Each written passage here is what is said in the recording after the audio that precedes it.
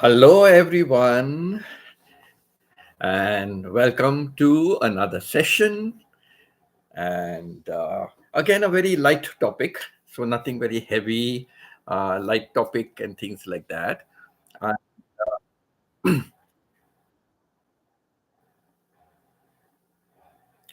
I just want to clarify one thing.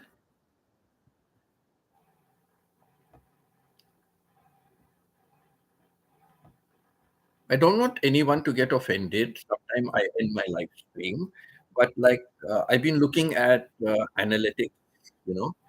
Hi, Aling. Good morning, Aling. How are you? I hope you slept well, Aling. You went to sleep very late last night, right? In fact, early morning you went to sleep, I think. Yeah, I stayed on your live stream yesterday, and then early morning I stayed on Pita's live stream also. She had a silent live stream. I stayed on that, and then when she got up, she switched it off because she said I would be going on my live stream. So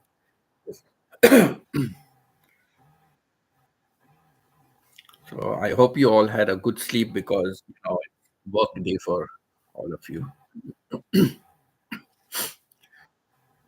Don't forget to click on like. Yeah.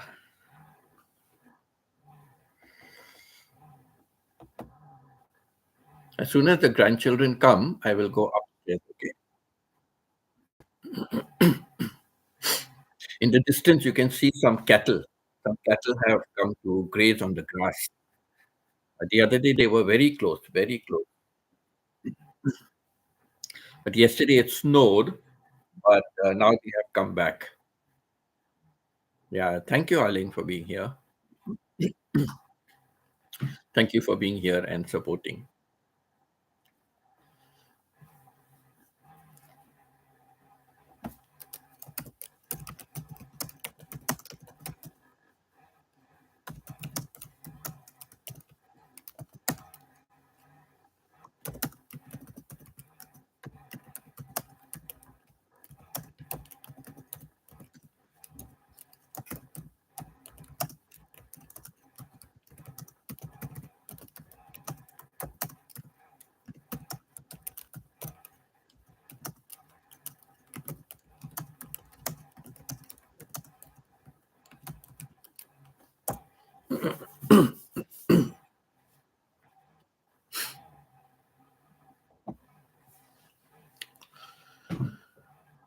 So,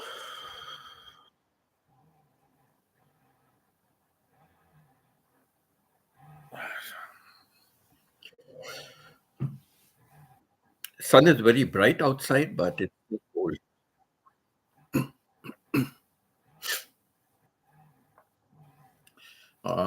I'm feeling a little chill, but I'm not wearing a sweater. I'm not wearing it, but I'm feeling a little cold.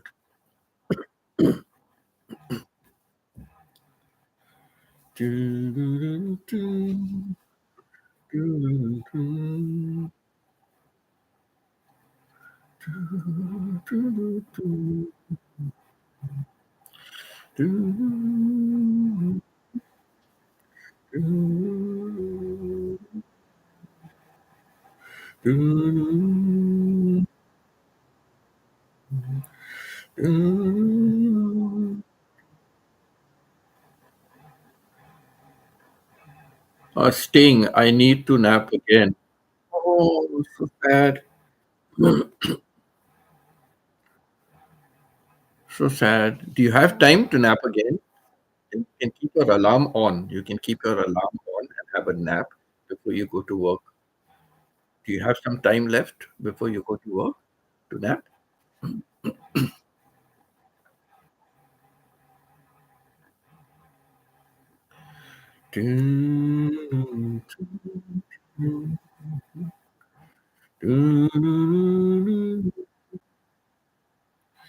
Close the door to temptation.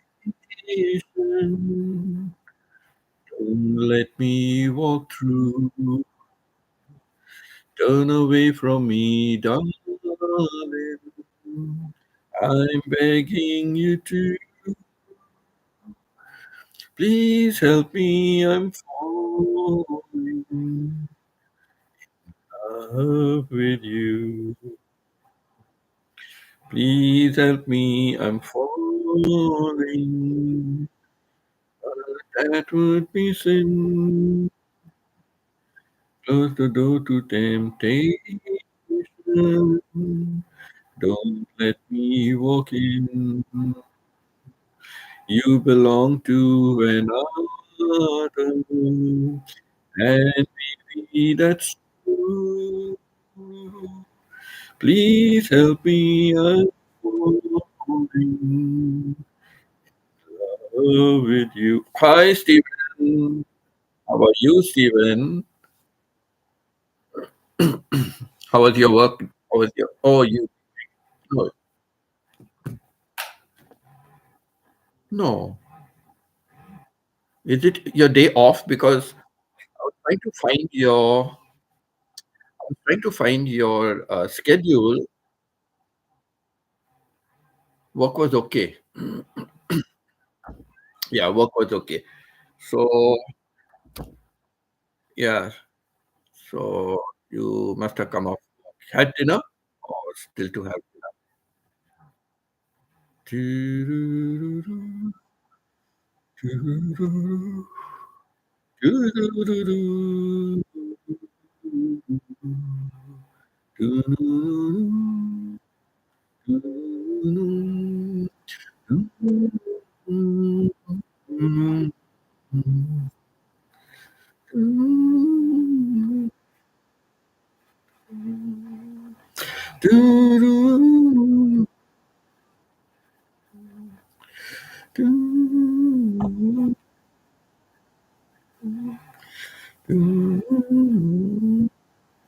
eating tuna now.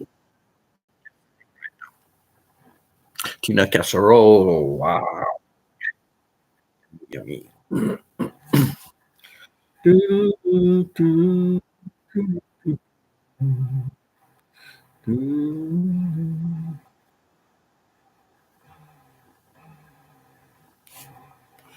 Oh, let me. I want to.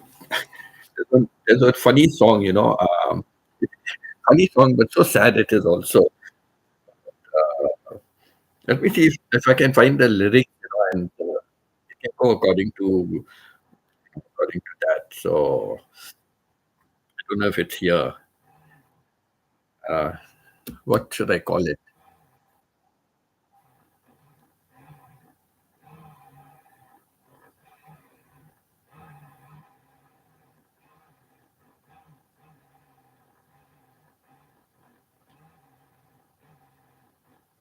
It's really funny, but it's also sad.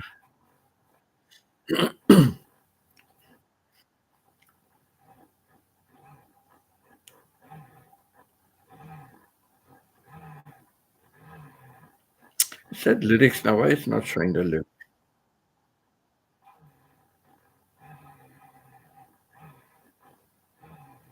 It's what I don't like.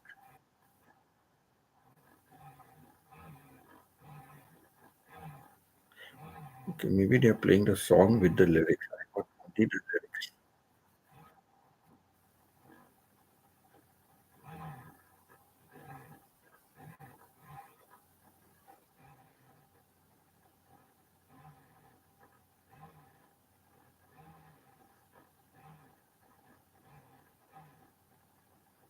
It says it's a poem. Poem.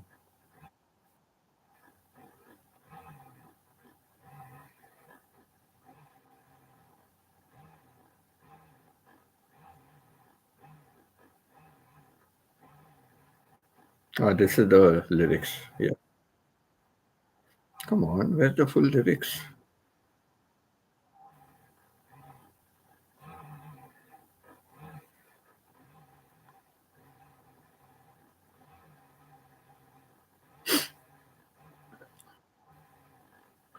Uh, I caught a chicken walk right before I came home. Ah, but you're having tuna sandwich, not chicken sandwich. I'm eating tuna noodle casserole now. So you caught a chicken, but you're eating tuna.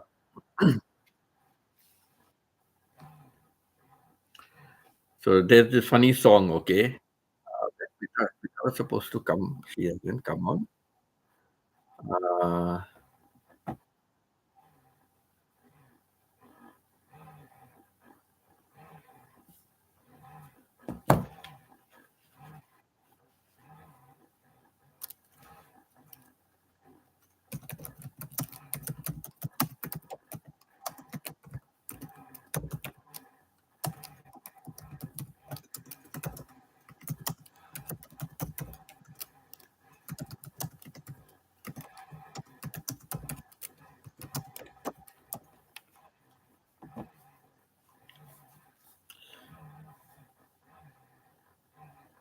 Uh, you gave the chicken to the guard. Oh, so sweet of you. What a gesture. Okay, so I'll just go ahead with this. Okay, so there's a tune to it also, but it's like that. Oh, soldier, soldier, won't you marry me with your musket, fife, and drum?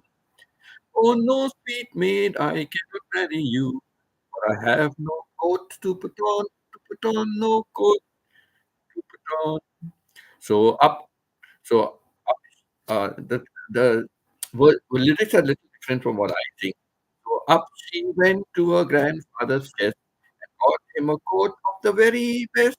And the soldier put it on, and the soldier put it on.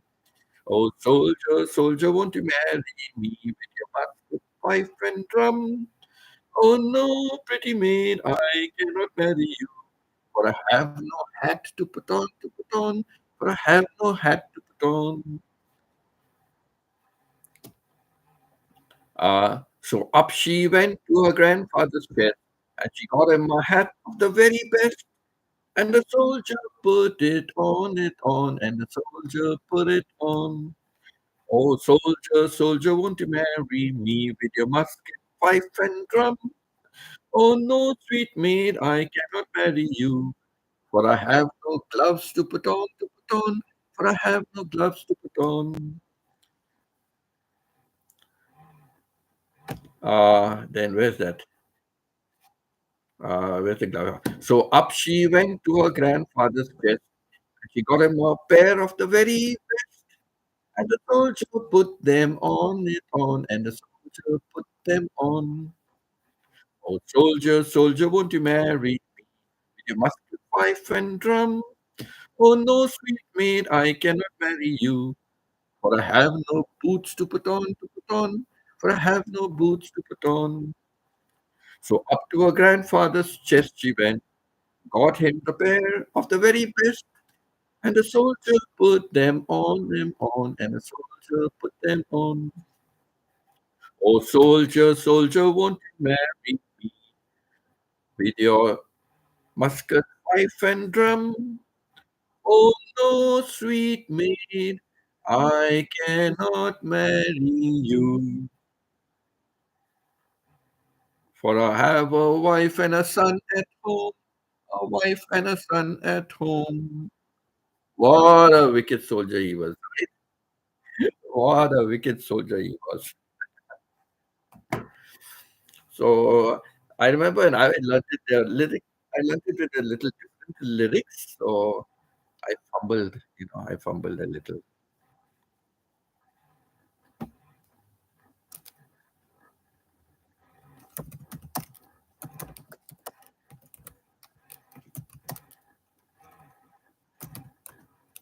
Oh, Auntie Pita is here also. Auntie Pita.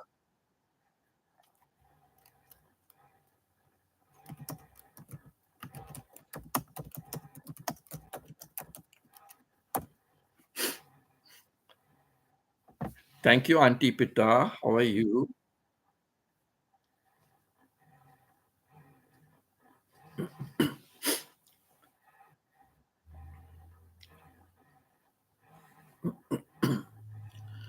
Do you miss my lovely song just now? My song, but good you miss my song. Pita, good you miss my song. Otherwise, you would go off to sleep. Yes, that is Auntie Pita. Irilla is auntie's pita. Pita auntie. Auntie pita. Uh,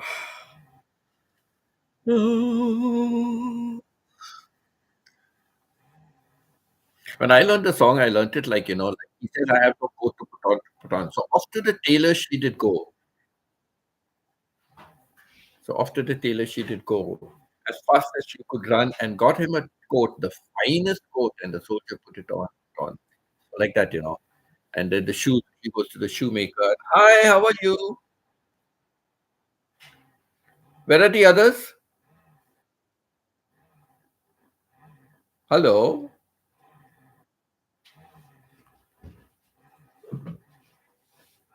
where are the others?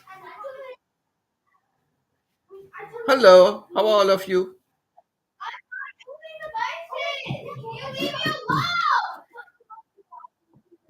Okay, I'll go up.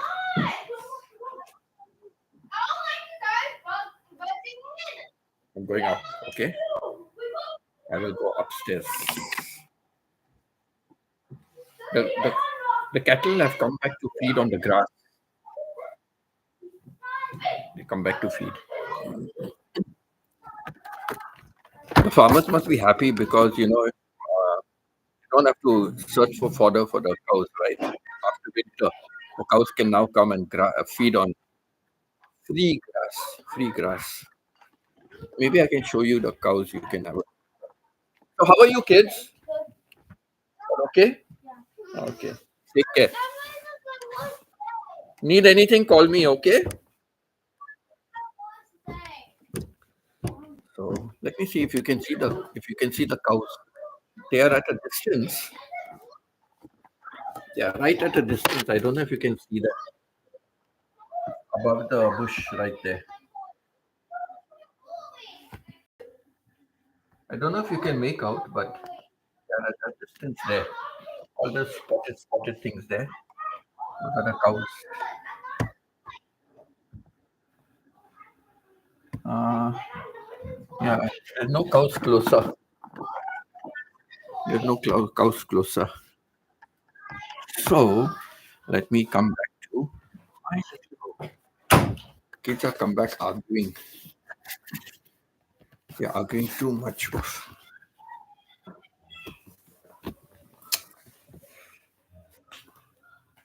There's one guy that will always, he's always nagging the others. He's always nagging the others.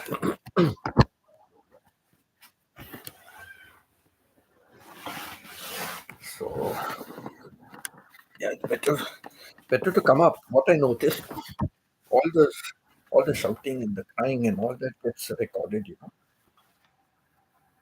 Let me charge. All that gets recorded in the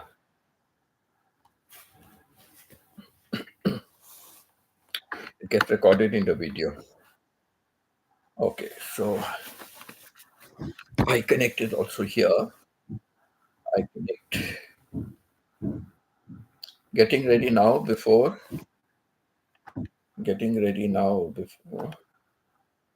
I sleep back.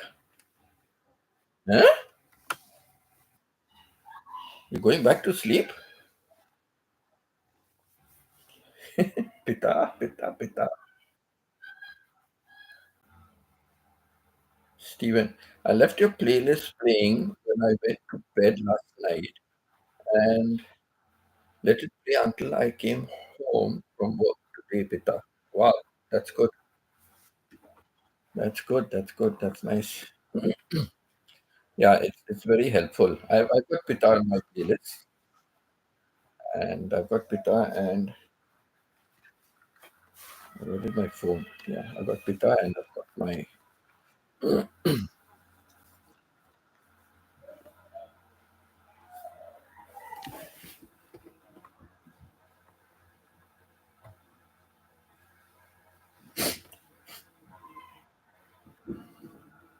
I play one list of Pita's live stream, and I play one list of all her videos. One I play her live stream and her videos.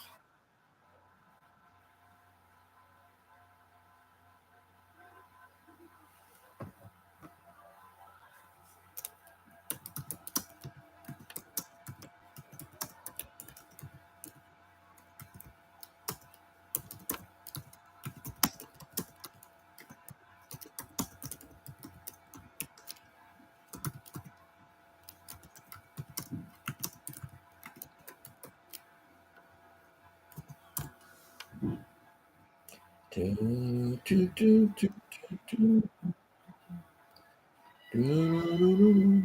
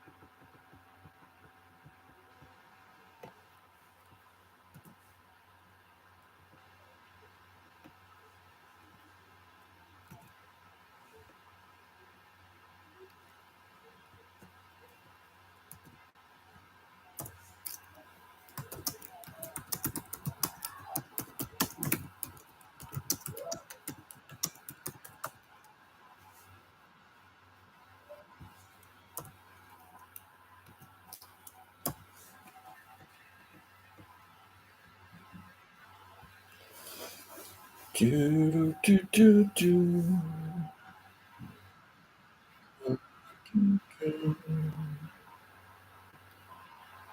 do, do, do, do, do.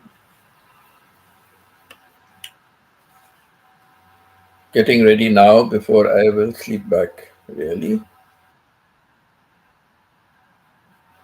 I'm eating now. Okay, you just finished eating. That's nice. Tuna. Tuna.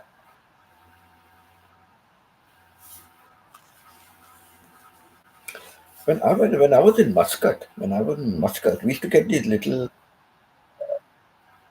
cans of tuna and mackerel and sardines.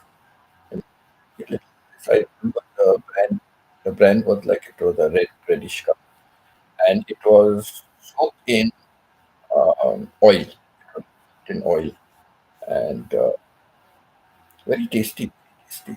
But what I used to do is just to make it into quantity because it's very, very little. Make it into a quantity. When I come home, I have to, put onions, tomatoes, all those kind of things like it. And so that so it will give it a little quantity. Like my mouth is watering talking about food. So yeah, talking about Muscat, let me give you my experience. All right, let me give you my experience.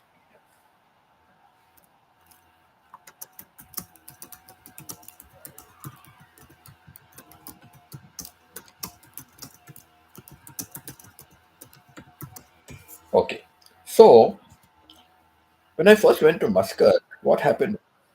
The the school, they would give us an allowance, like so they said we can give you 50% allowance of your salary, and we can deduct it in monthly stages. We can deduct it in 6 months time.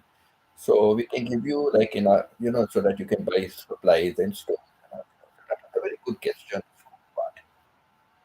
But what happened? My brother, my younger brother, he happened to be working in a hotel in. So he told me, no, no, no, you don't worry worry about all that. You need any money, you take it from me. Why pay in installments or not? You take it from me, and then you can always pay me back anytime. No problem. Anytime you can pay me back. I said, okay. So I didn't take the school advance. So whenever I needed, I just took from my brother. So in the first month I went there, oh my God, I was left, right, and center with expenses, right? So like, um, I was I was doing my own cooking even at that time. Even at that time, I was doing my own cooking. So that's why for convenience sake, sometimes I used to bring these cans. I just mix it with onions, tomatoes, and all that, make it into extra quantity, and cook a little rice and all. So the first time, like how I used to waste money. Like for example, I used to buy fruit salad. Those canned fruit salads. So big ones used to be more economical to buy big ones. I would buy the big ones and keep it spread it over like 2 or 3 days, like to finish it. So I would buy that, and then fruit salad is not enough. I must put whipped cream. So I would buy whipped cream also to put on the fruit salad. So like this, I was going all out. I was going all out. Now exposed to so many different kinds of food and all in the supermarkets. So I went berserk. The way I spent. Um, at the end of the month, I discovered I had spent almost 75 to 80% of my salary, and I got a shock of my life. It did not strike me. I'm just borrowing and writing it down, and I spent about 75 to 80% of my salary, and I said, "Oh my God, no way, no way! I cannot be spending so much money. I've come here to save money for the future. I cannot be spending money like this." Little by little, I started cutting down. So it became fruit salad, no whipped cream. Whipped cream out of the window, only fruit salad. So like this, I started cutting down, cutting down, cutting down. Oh, yeah. So this was very, very interesting. Talking about you know, tunas and all that. And I hardly drank in those days. Don't drink as such. But oh, hi, Aling, back again. So what happened was in Sultanate of Oman, Muscat Sultanate of Oman, getting a liquor permit is a big task. Liquor permits were not given to any and anybody. You had to have a particular salary range, and if your salary is that much, then you would get a certain allowance and all that. But I do not know why the Ministry of Education, for some reason, I mean the Ministry of Oman, for some reason, teachers are privileged. I thought it should be the other way around, no? Teachers have to set a very good example. Teachers cannot be drunk in the night and then go in the morning to teach in the classes. But they used to give an allowance. If you were a teacher, you could apply directly for a permit, get a letter from the school that they have no objection to you getting a liquor permit. Go to the Royal Oman Police, and you can get a liquor permit from them, and then you can go to this. You want to know something? Do you want to know something? I still have that liquor permit with me. I still have the liquor permit with me, and I'm just trying to think where it is. Give me, give me a few minutes. Let me see if I can find it. Okay, few minutes. I still have it. Hopefully, let me see if I can find it.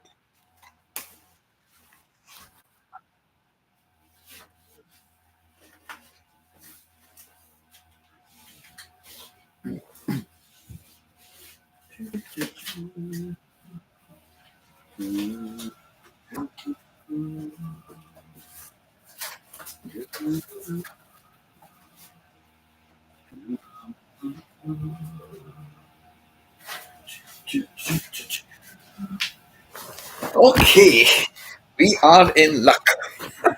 See, I don't take long to find things. I don't take long to find. We are in luck. I have a good memory where it is. Okay, so here comes my liquor permit. Liquor permit. I still have it. So what happened? I got a liquor permit for 20. Omani Riyal, 20 Omani Riyal. And so whenever anybody heard I had a permit, they would say, "Hey, come on, man, let us buy booze. No, you can use your permit for us." So I used to use my permit for them to buy booze. So I used to go with them, and then I will show my permit, and then we will order, and they will pay the money for it. So here goes.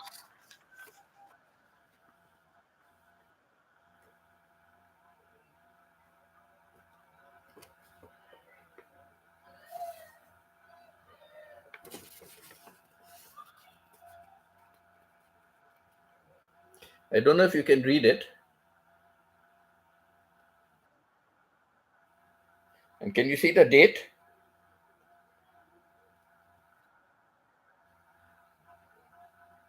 Or what is it? 10 riyals? Okay, I thought it was 20 Omani riyals. It's showing a date. Can you see the date? 3/9/1980. So 3rd of September. 3rd of September 1980. So my liquor permit. And they've got it for the 12 months of the year. They've got it for the 12 months of the year. And each month they will see the total, what it comes to. Each month they will see what is the total. So it was 10 Omani riyals per month. Per month I could get 10 Omani riyals per month. No, it was 20. That's why I remember it was 20. See here, it says 20. 20. See here, it says 20. I could get up to 20 Omani riyals per month.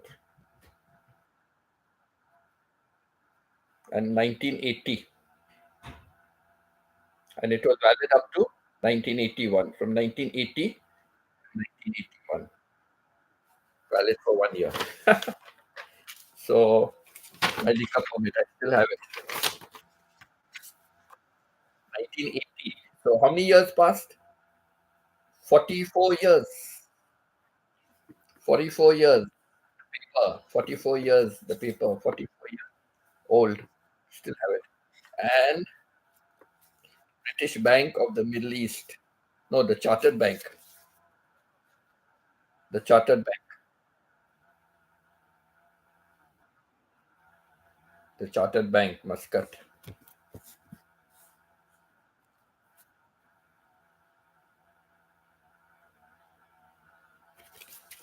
The Chartered Bank, Muscat.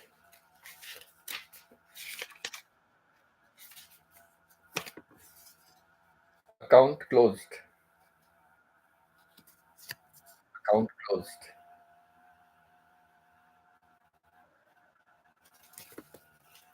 So even my passbook, I still have it. Passbook, I still have it. Pass. Chartered Bank, Muscat.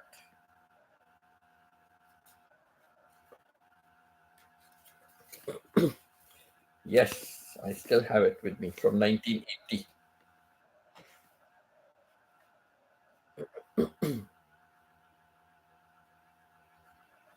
So good, no? All my wonderful experiences. I keep such memorabilia, right? As they say, I just keep a few of. I keep a few of them.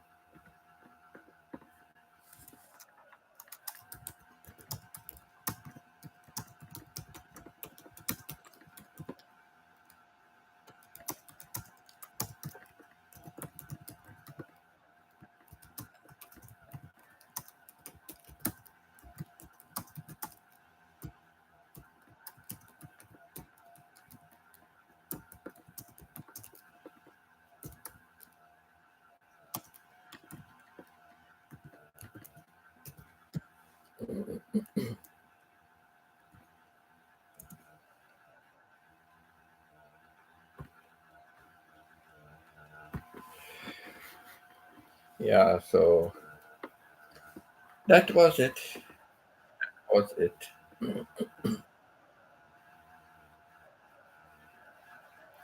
Yeah, I still have a few things. I keep it in remembrance. Like,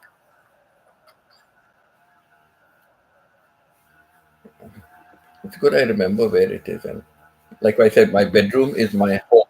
My bedroom is my home. Wherever is my bedroom, it's always my home. So I always keep that.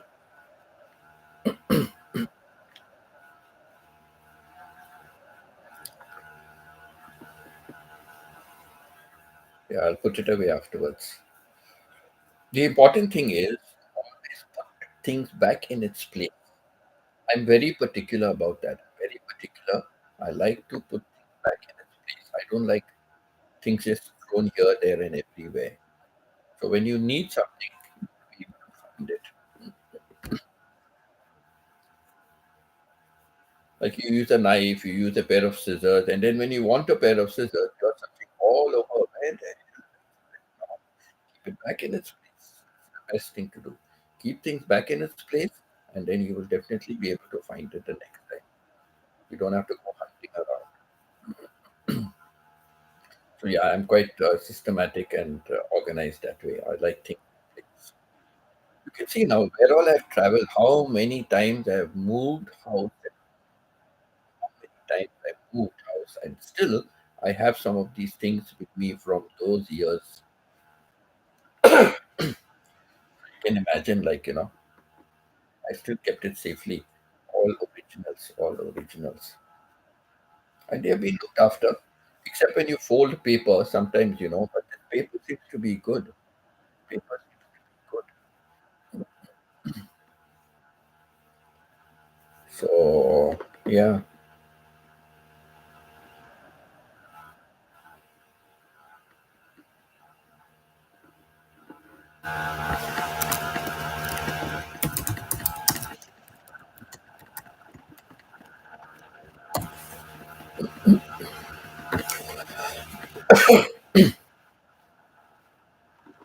yeah.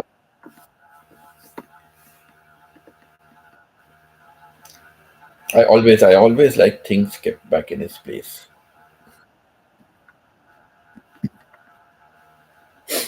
I never realized at that time, but I always used to tell my family, my kids, I always used to tell them, supposing one day I turn blind, and like, you're asking for blindness, isn't it?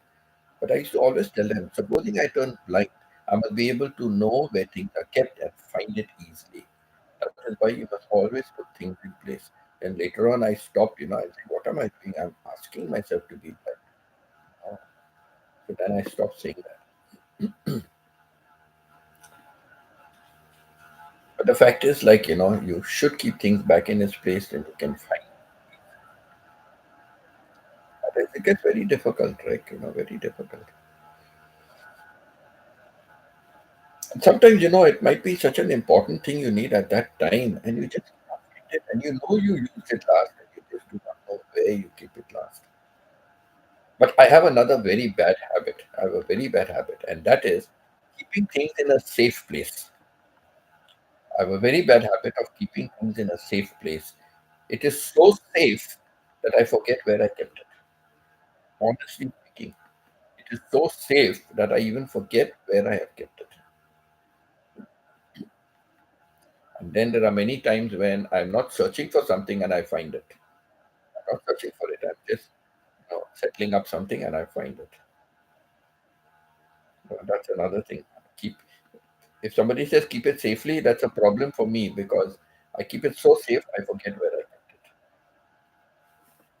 So that's one bad thing about me. My safety places are very bad.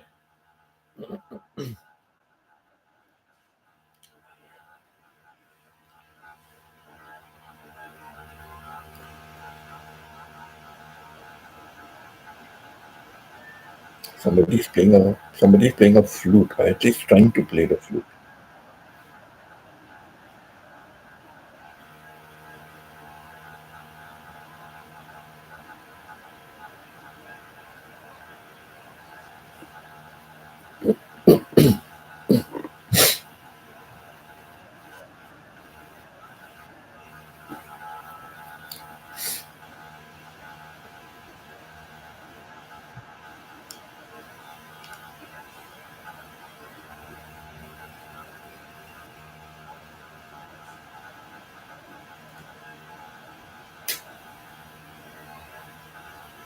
I'll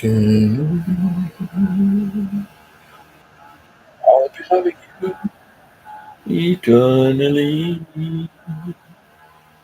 There'll be no one you, my dear, for me. I'll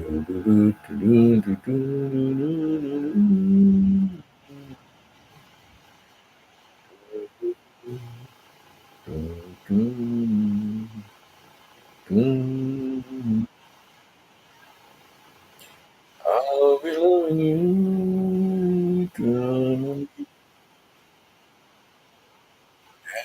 Loving you, my dear, for me. Do, do, do, do, do, do, do, do,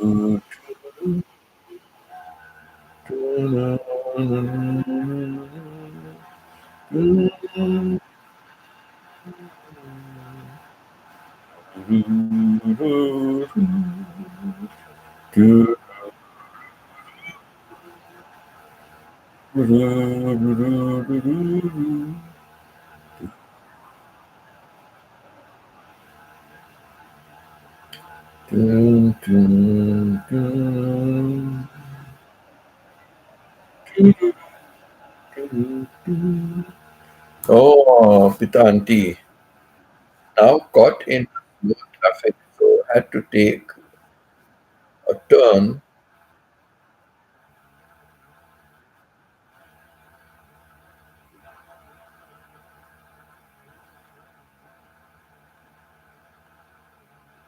Oh, you're going somewhere outside for breakfast? Maybe you will reach the office later. See, Stephen, she did not tell you when she's leaving the office. I did not tell you when she's leaving the office. So we need to give the principal some punishment.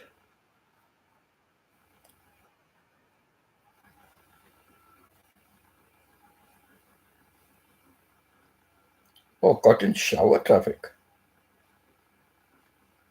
Now caught in the shower traffic.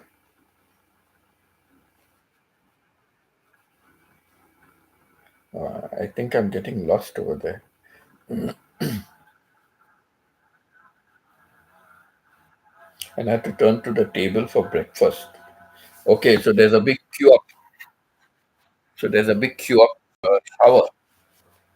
There's a big queue up shower. So you are now having breakfast at the table. Okay, I think I got it now. Yes, you're speaking in riddles. This auntie Pita is making us go around in riddles.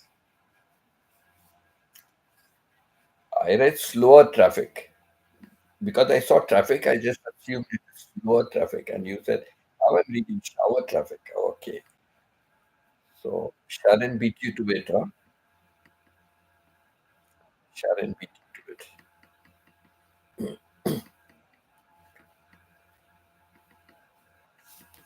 So what's for breakfast, Pita?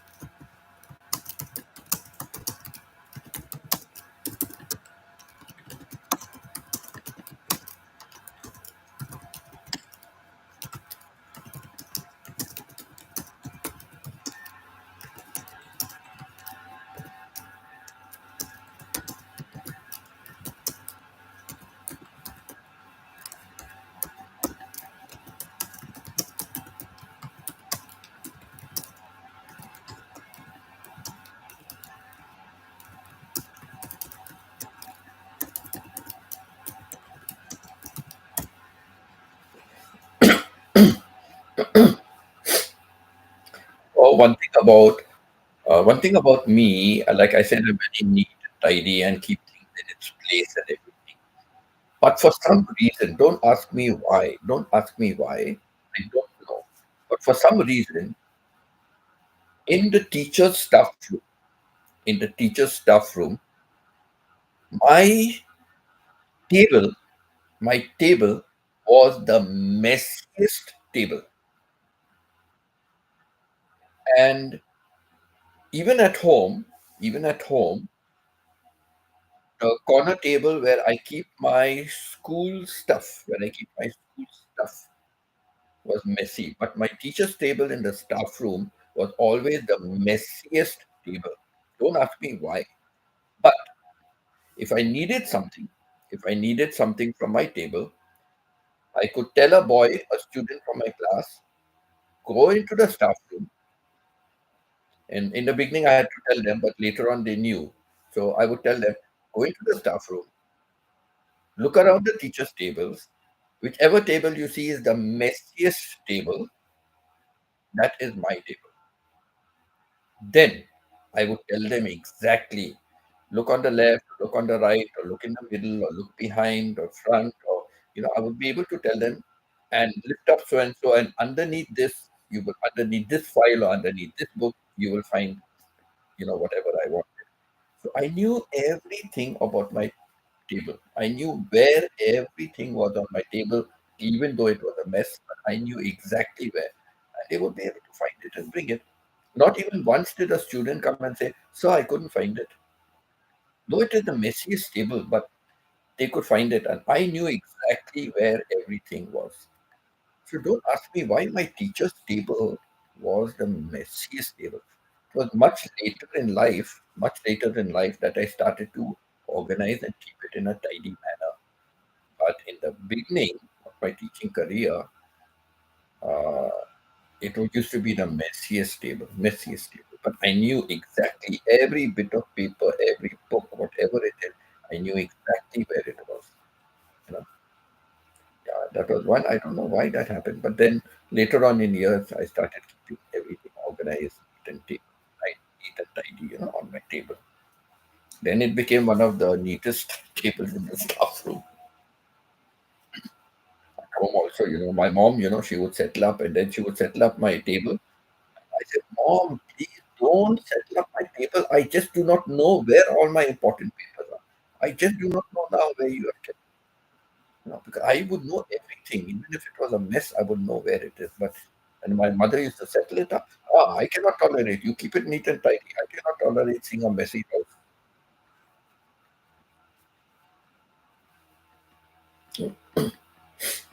But really, once she settled my table, I just wouldn't be able to know where. I had to make a mess again. I had to make a mess again to find out where it is. Yeah, that is one thing very strange about me. My closet, my shoes, everything else will be neat and tidy. But my teacher's table. Ah, Auntie Pita is saying, me too, my table, the messiest one. Yeah.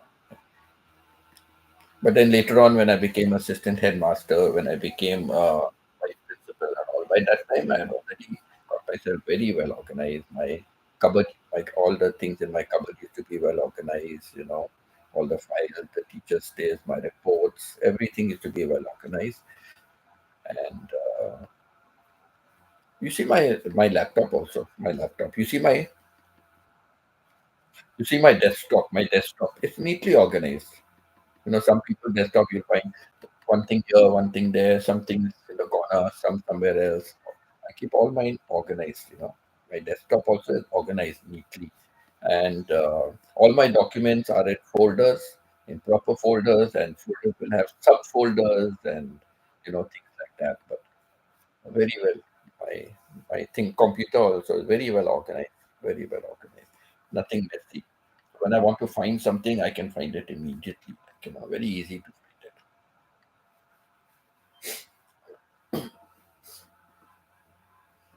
find it. Thank you, Alan. Thank you, Alan, for being here. Aline, what time do you have to go to work today? What time do you go to work today?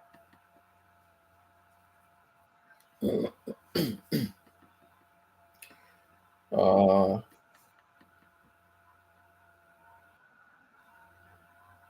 yeah, Pita she'll soon be running up. She still has to go into her shower, and then she has to go and hide in a closet. Then after that, she will be off.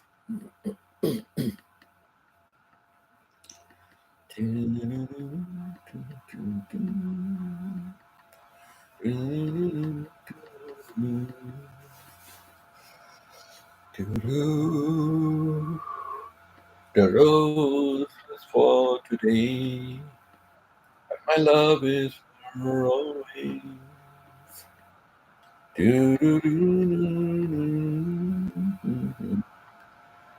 That's also another nice song. I got her a red rose. And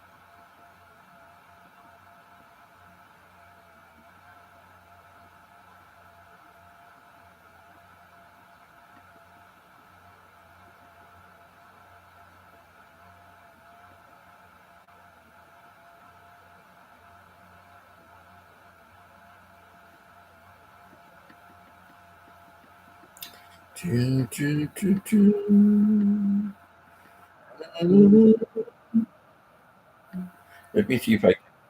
Okay. Let me see if I can find lyrics to that song. Oh, I can put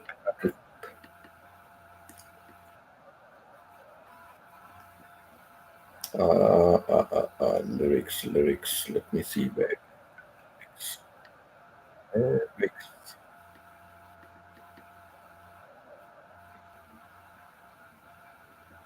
I forget who sings it also.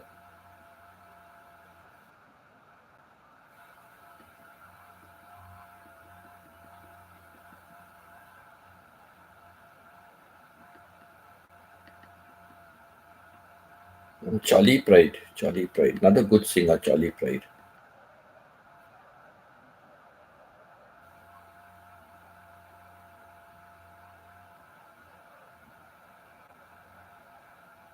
Lyrics. Let's hope I get the lyrics now. Sometimes they give so uh, for today lyrics. Okay, let me see. How does that beginning tune go?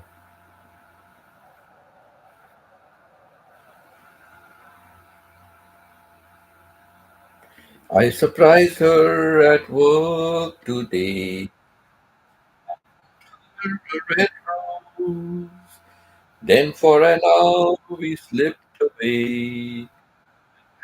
And just for two.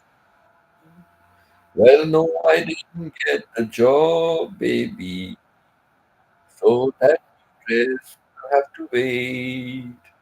And though she planned to wear it Sunday, she just smiled and said, okay.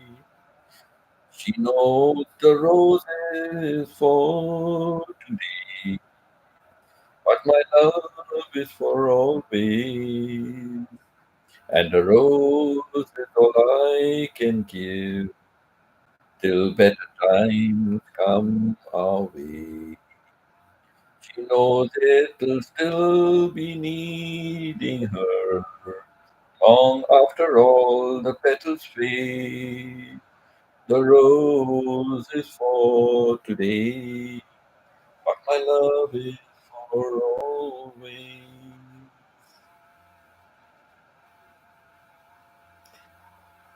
When we are home and the day is done, she hugs my neck 'cause she knows I'm down, talking low and letting feelings show. She says my love is all that counts, but I want a mansion to shelter her. And baby, we'll have it all someday. And for every petal on the red rose, I promise you'll have a bouquet. So she knows the red rose is for today, but my love is for always. And the rose is all I can give till better times come our way. She knows it'll still be needing her long after the petals fade. The rose is for today, but my love is for always. Charlie Pride, yeah, a couple of nice songs by Charlie Pride. I used to love all that Freddie Fender, Charlie Pride, Jim B, and I used to love a lot of James Last instrumentals. James Last, poor guy James Last, he hasn't lasted at all. But a lot of instrumentals, I loved his instrumentals.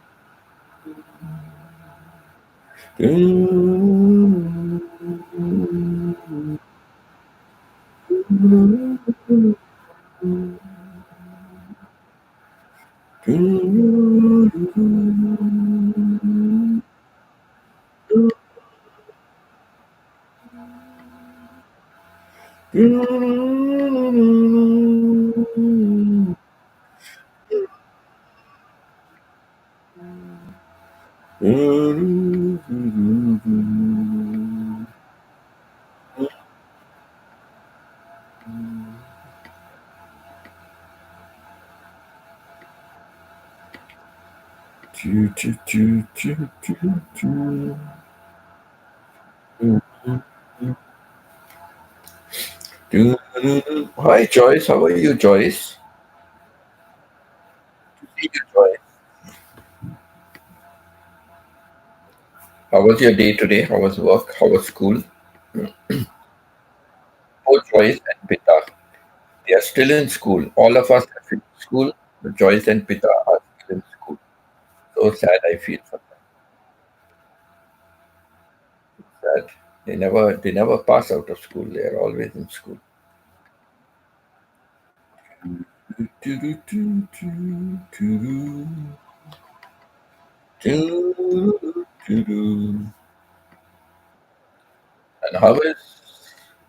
And how is your lovely lady, Stephen? Yeah, Stephen, how is Martha? Any improvement from yesterday? I mean, from this morning. I don't know when was it yesterday. Yeah, doing well, Joyce. Martha is feeling better today also. But the other day she was sleeping most of the time, not too well. That's good. That's good, Stephen. So our prayers really worked, right? Our prayers are working. That's good. I hope. Oh, very good, sir. Yeah, very good. I really hope it works out. Like I told you, yesterday I really prayed. If only, she can it just come down to half of what she's having. It will be such a blessing.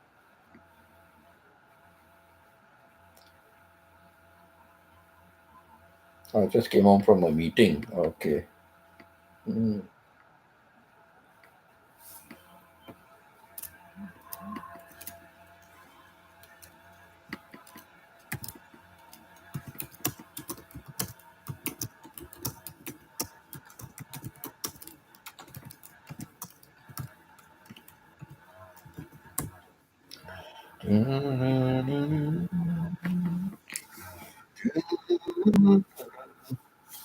And to me, a reason to go on. You're my bread when I'm. You're my shelter from the trouble. You're my anchor in life's ocean. But most of all, you're my best friend. I was walking. Sometimes what happens, these songs, I just picked it up and I started putting my own words. So now when I see the real lyrics, I'm out of tune, like, my best friend. Let me see if I can find what this is. Chona is not here, otherwise Chona would be listening to my gospel song, singing gospel songs only for Chona. No, but that's enough. Yeah, she likes to listen to it in the night also. My best friend. Let me see.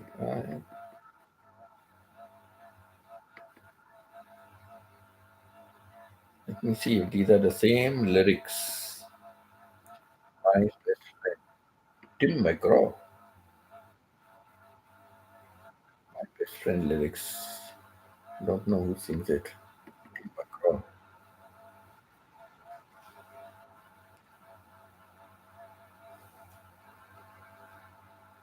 No, this is not the one. No, not this one. It's not the one that I'm searching for. Okay, this is a more gospel one.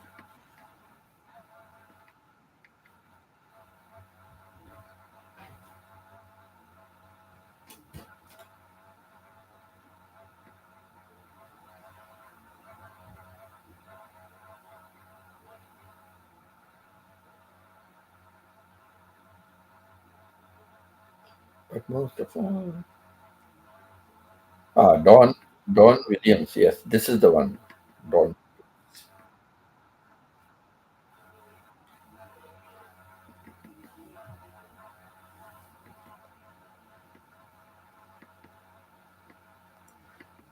You place gold on my finger. You brought love like I've never known.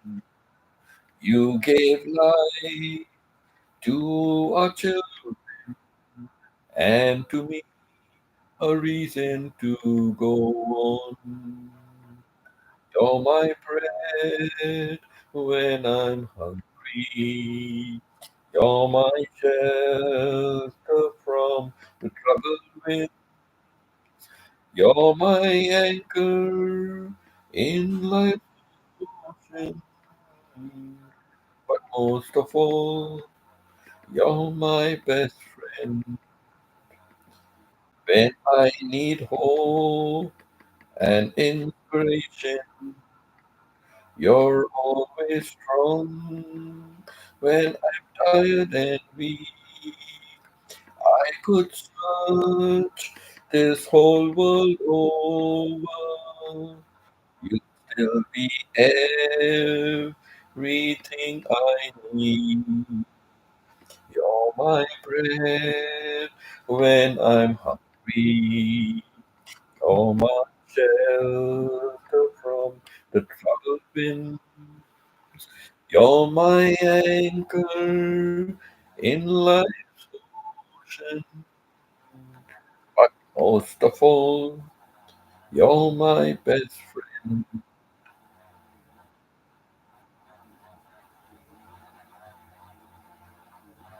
Yeah, very nice. Don Williams, yes. This is Don Williams. It's this. I don't really, not really heard much of this song. This one stands out in my mind. Stands out in my mind. You're my best friend. A choice. Your theme, sir, storytelling prevents boredom in some situations. Uh, yeah, like I put in a description as well, there are many kinds of storytelling that we do.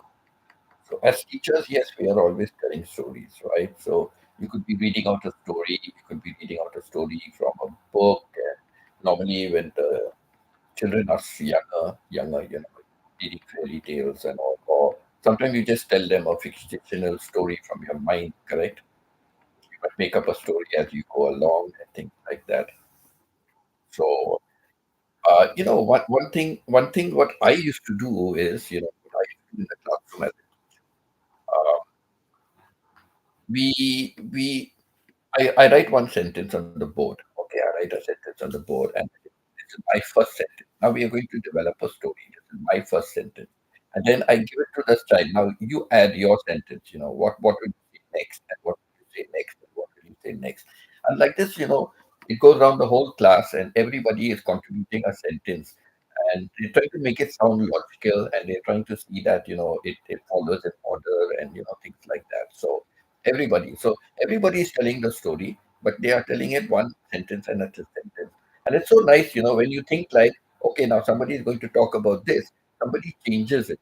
Somebody changes and changes the whole situation of the story, So I found that very interesting technique in my classroom when I'm teaching English language and I'm teaching like essay and composition and all.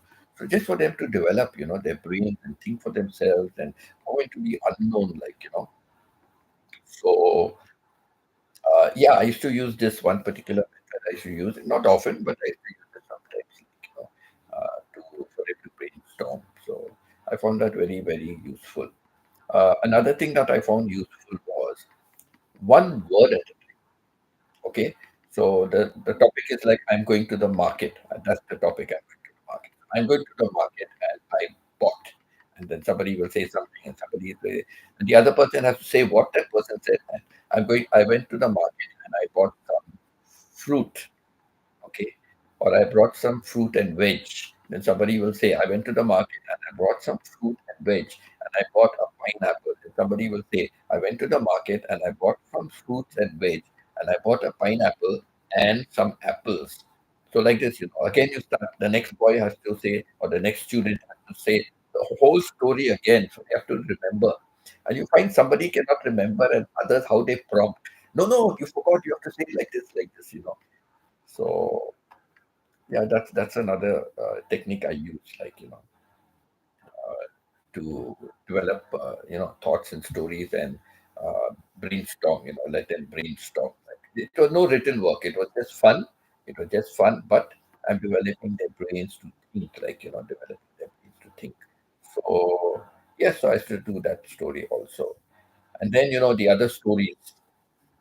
You're late to school, right? You're late to school, and teacher's very strict. Why are you late to school? So you give a story, right?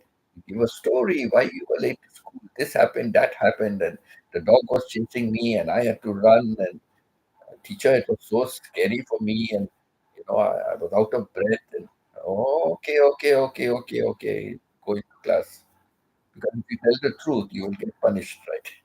So those stories also, that those stories also included. So yes, there are storytelling. So there are many different techniques also of storytelling, right?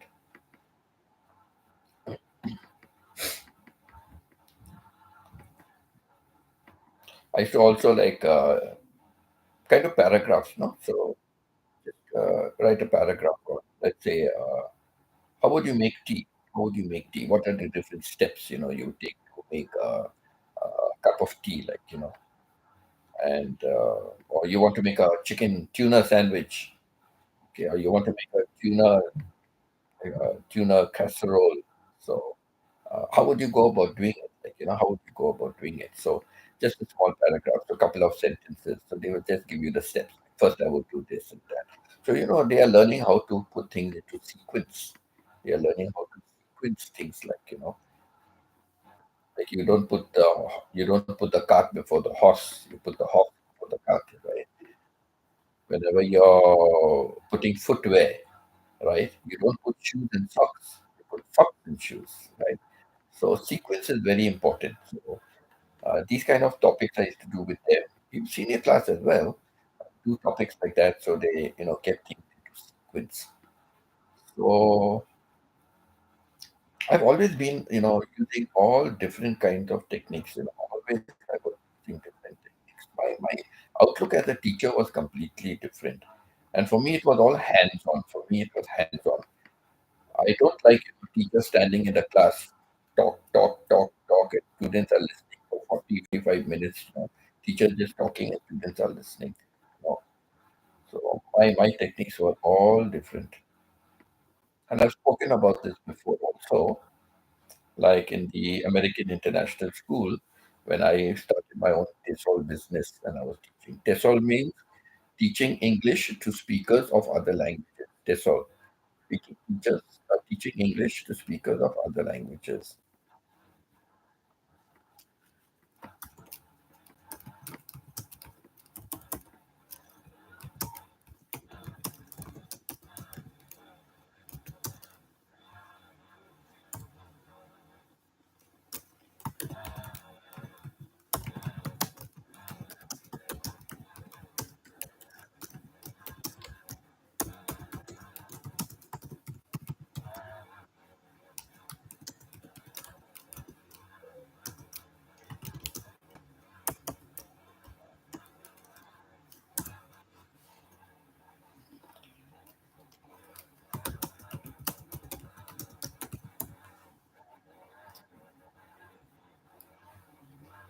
So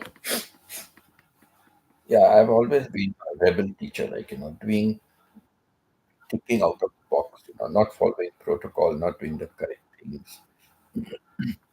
When I was doing this TESOL course, when I was teaching them, I began to teach them my own techniques also, and they loved it. They loved it, and they became so interested. And when I used to go to their classroom, they never used to be frightened of me like before. Before they were frightened, oh, I'm coming to judge the lesson and I'm writing remarks and all. I just stopped. I stopped writing remarks. I just used to read their lesson plans and speak to them, discuss it with them, how their strategy will work, what is the best thing. Get it from them, and then go to their classroom and stay there. Sometimes they would get stuck in the lesson, then I will take over the lesson. I just stand up and begin speaking about the topic, and then I'll come to the front of the class and go around and then I'll hand it back to the teacher concerned. So they used to value that. Even the students, even the weaker students began improving in the studies. They began improving. Sad to say, when I left the school, they carried on for some time till the new person came and said, no, no, no, no, this is not the way to teach.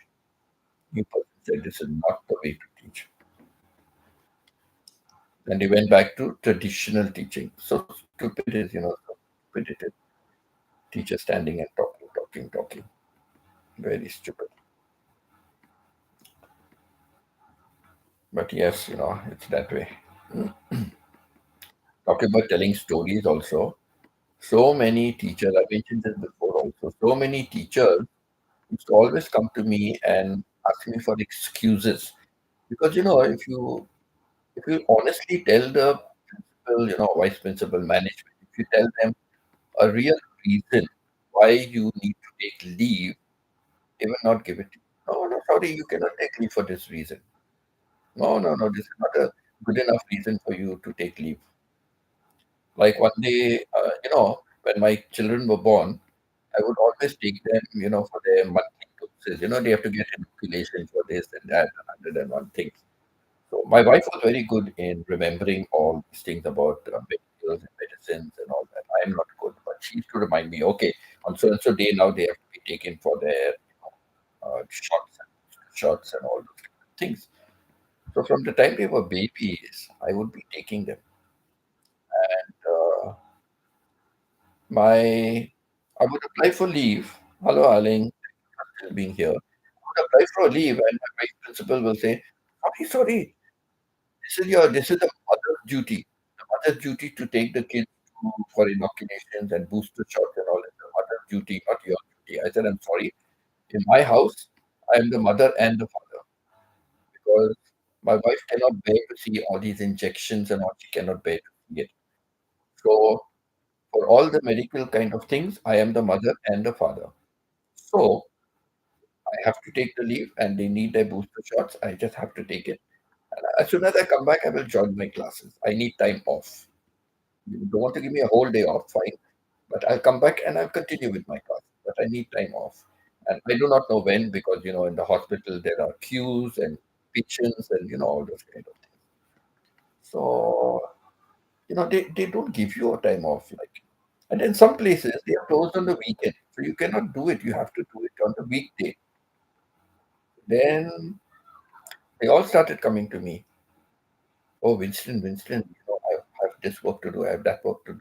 What should I do? How should I, what excuse to give and all. And I have to be giving them all the excuses. Okay, you write a letter saying they like this is what you have to do. And, you can take. But they are not doing that work. They are going and enjoying or doing something else. So like this, I have to, advise them.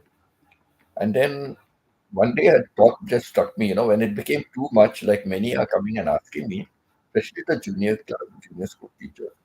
So one day I told them, hey, all of you just be careful because one day when I become principal, do not come and give me all these excuses, okay? Because I already know what these excuses are about. So they all used to laugh. And one day one teacher came and she wanted some big appeal letter. So I wrote it out for her and I said, hey, listen, you're not going to give this letter to the vice principal. She said, why? I'll give this letter only instead of writing it again. I said, no, you have to write it again because he knows my writing. I have very good writing. I have very good writing. So I said, no, he knows my writing and he will wonder why I have given the letter, why it's my writing and you are giving the letter. So don't do that. I said, just rewrite the letter and then tear up my letter and throw it out. So she did that. So yeah, I used to always tell them, don't give me these excuses when I become principal.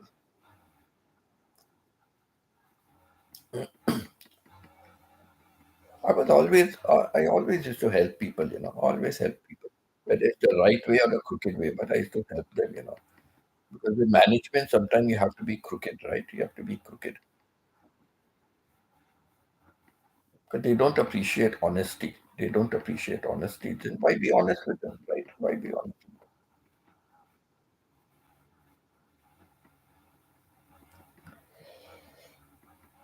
But for me, it was different. I would just tell them, not giving leave, no problem. I'm going to do what you want to cut my 1 day salary? Cut my 1 day salary.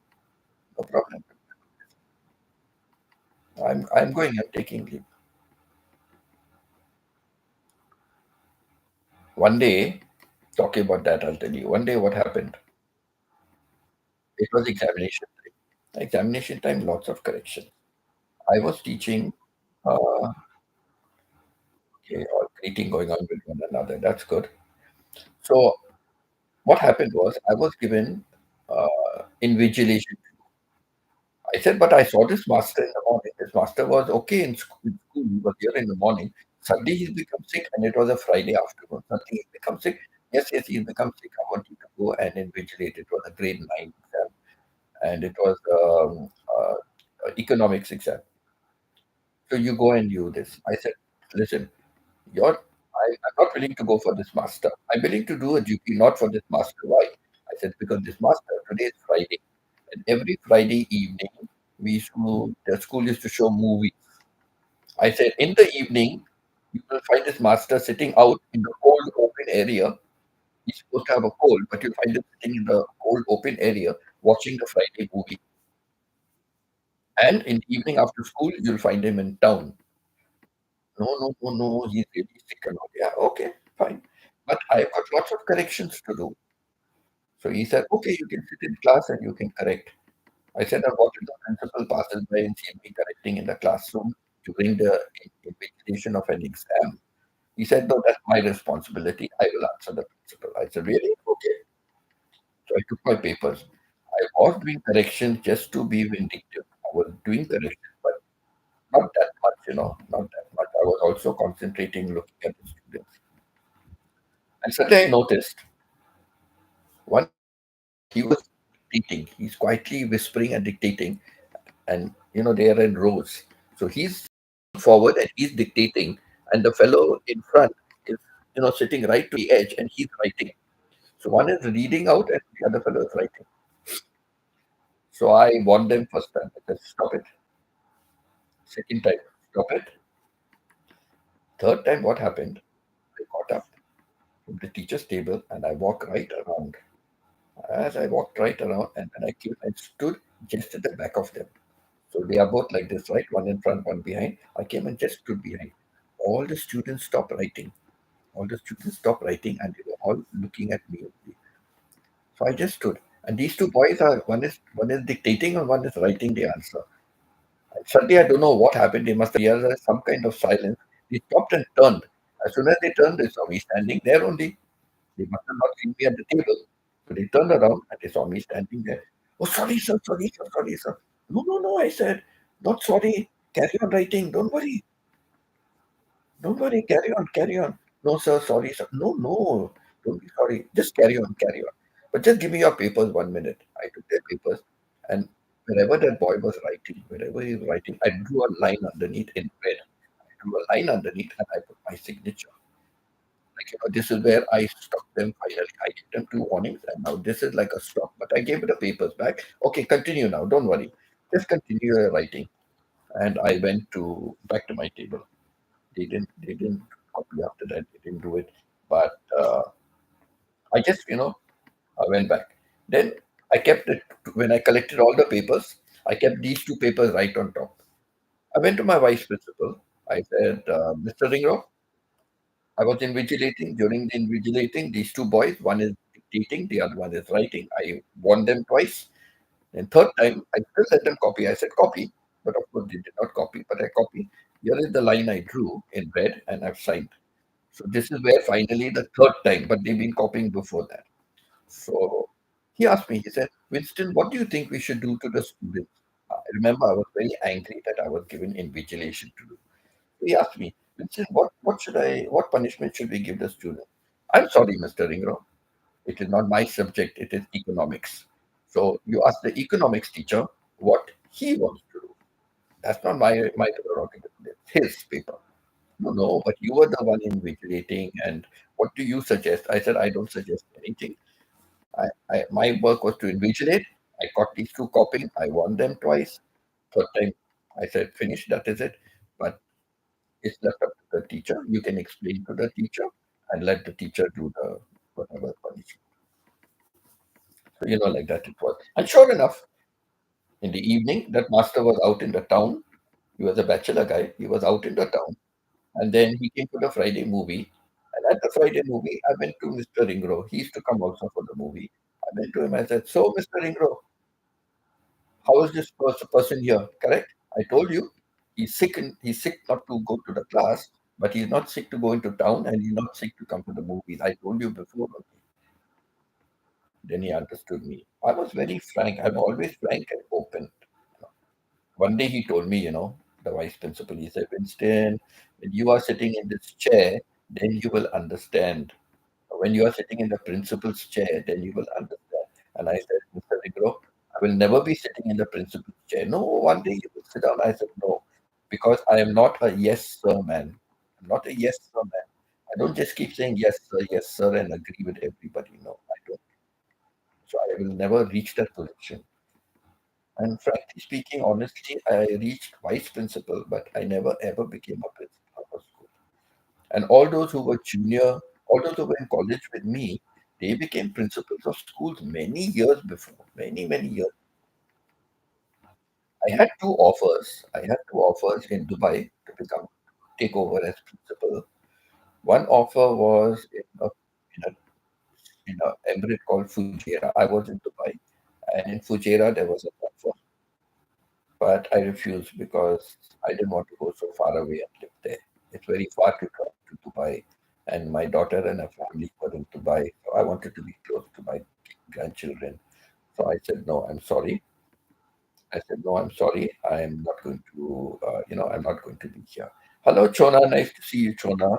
Thank you for coming here, Chona. Yeah, everybody's here.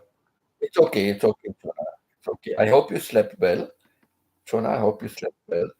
But thank you. Thank you for coming. Nice to see you here. So, yeah, you know, um, I've always been frank and honest, always just straightforward, very straightforward. So I did take that principal's job in Fujairah. And at another time, I went for an interview, and it was the chairman of the group, Sunny Baki, the GEMS group. It was the chairman.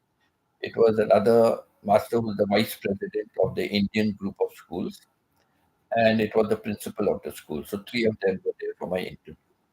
But the principal kept boasting, I did this, I did that. My school got a good rating because I am handling, and everything was I. When the interview was over and everything and all that, then this president of the Indian group of schools, he called me and he said, Winston, he said, you've been selected for the post. We'll prepare your appointment letter. And I said, I'm sorry, I, I refused to take it. It was a vice principal's job, but the principal was going to retire after 1 year.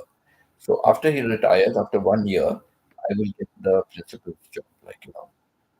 I said, sorry, I cannot work under a man saying, yes, I. No, it is not I, it is the teachers, it is everybody in the school, even the students. So I don't believe it's only one man. Yes, he's managing the school under his direction, things are working, but it's not him. It is all the teachers that are doing the work. It is all the office staff that are doing the work. So I cannot work with a I syndrome. Tomorrow I'll be doing all the work, and he will just say I. No, I'm sorry. So I missed out on two opportunities to become a teacher. I mean, to become a principal. But it's okay. I don't regret it in life. My principles are more important, right? I will not bend my principles for any reason. It doesn't matter. Positions will come and go. Yeah. Thank you, Jonah. Thank you for being here.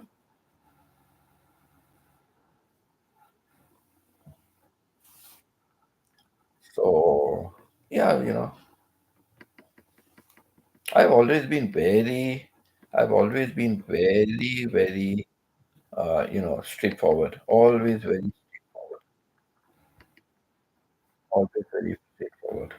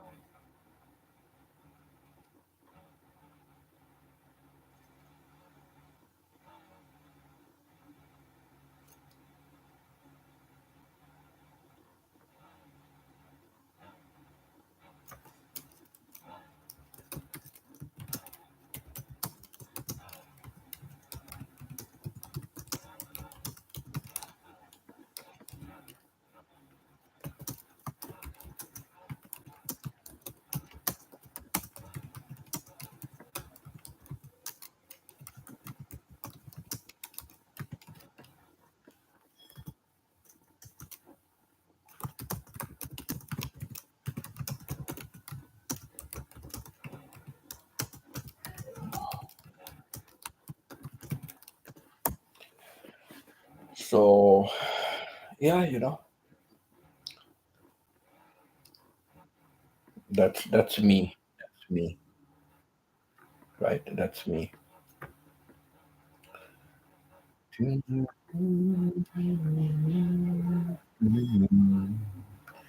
And brought her a red rose. Do, do, do, do, do, do, do, do,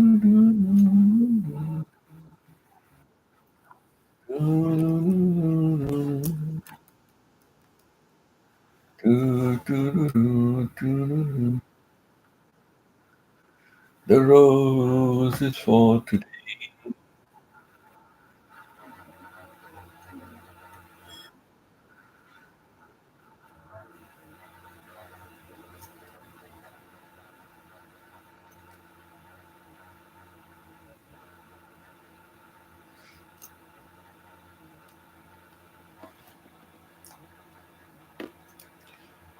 The rose is for today.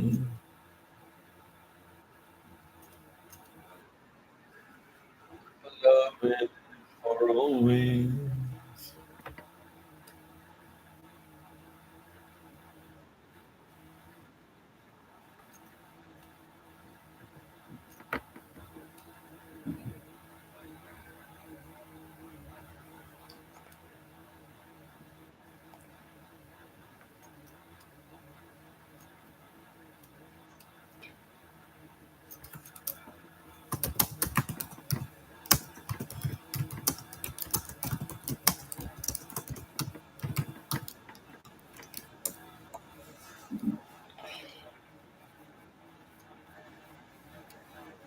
Oh, Pitar Auntie has reached school. Auntie Pita has reached school, but don't know when she left home, right?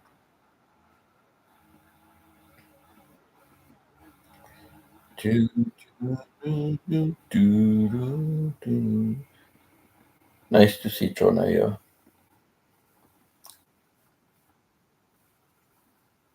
Do, do, do, do, do, do, do. Do, do, do, do, do, do, do, do, do.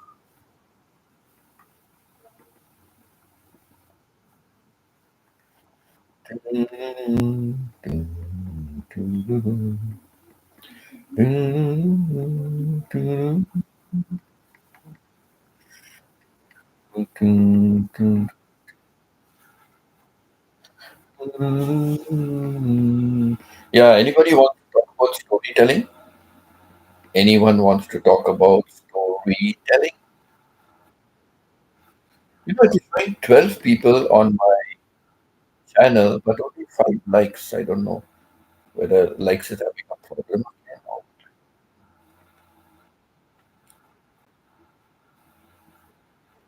Steven, I'm very tired. Everyone, have a great day, evening. Okay, Steven, I understand.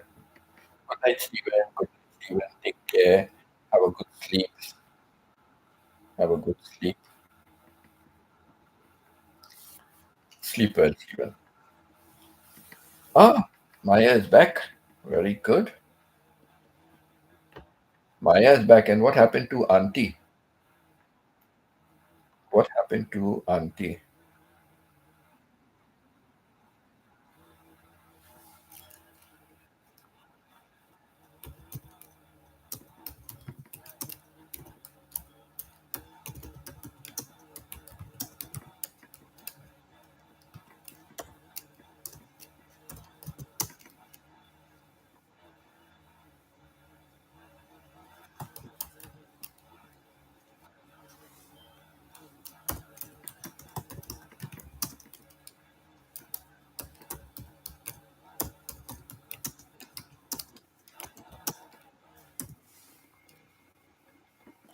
Oh, Auntie also is there. Auntie Pita is there.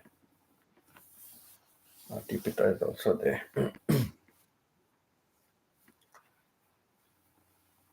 So Auntie Pita is in place of main site, right? Auntie Pita is in place of main site. Hmm. Uh, Going live in the morning, or you'll go live only later on in the afternoon?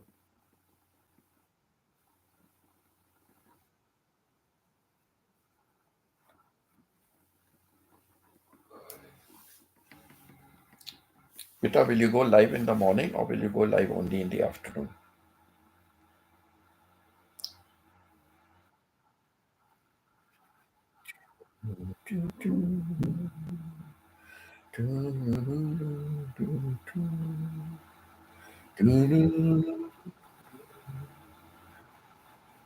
Hello, is it me you're looking for? I can see it in your eye. I can see it in your smile. Doo-doo, doo-doo, doo-doo, doo-doo, doo-doo, doo-doo,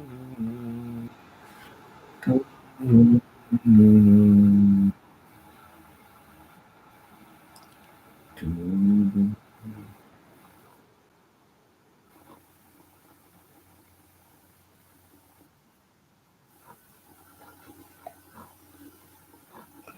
What is this guy whose name who sings hello?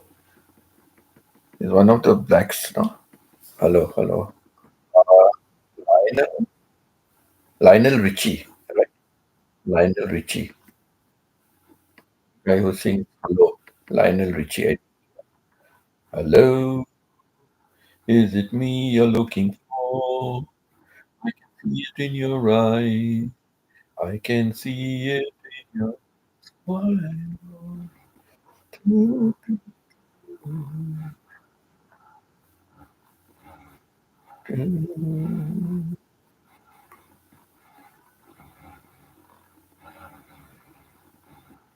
Oh, you'll do it later at 6 p.m. Okay, okay, Peter. Okay.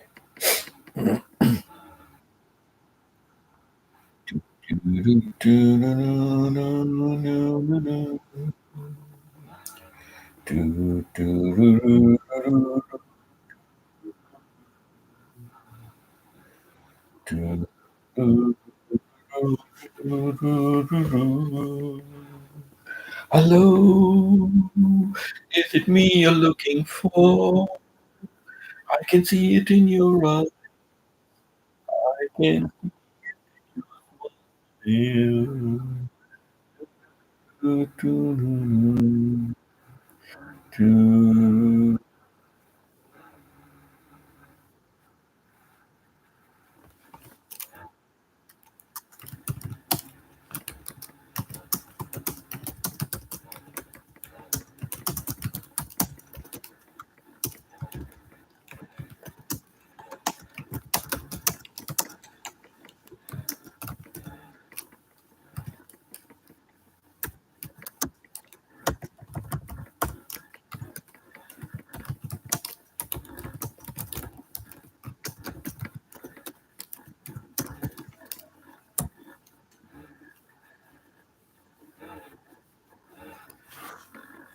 He's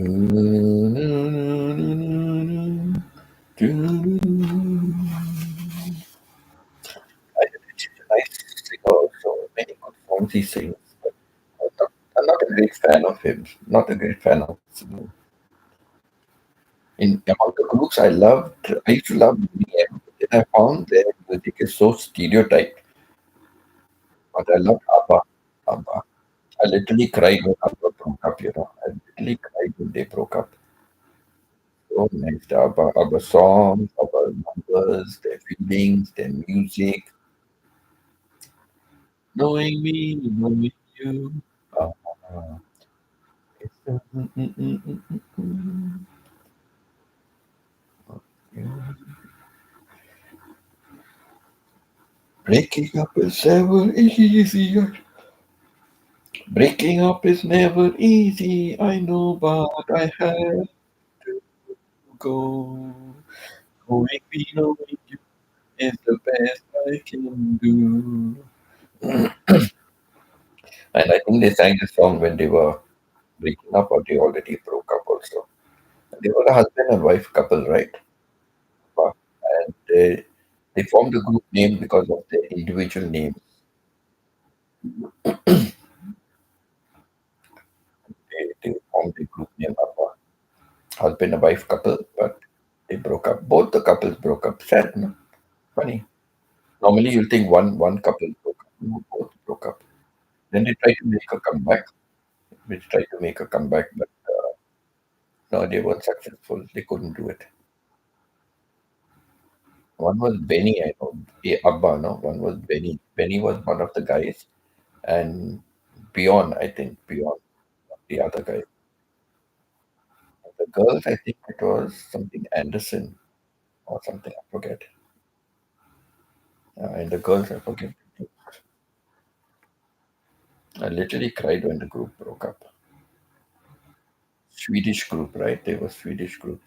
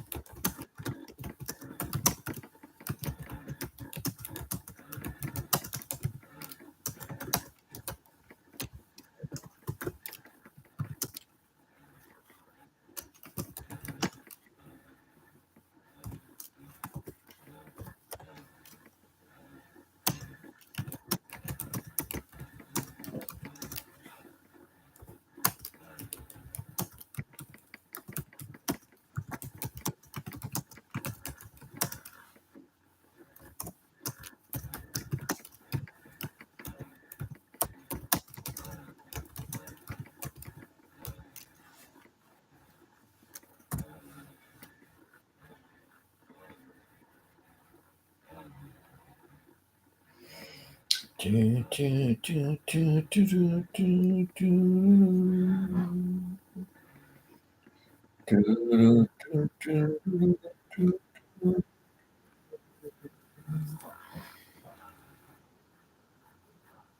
just preparing for the 8 a.m. class. You have a few minutes left, Pita. 20 minutes left. 20 minutes for your class.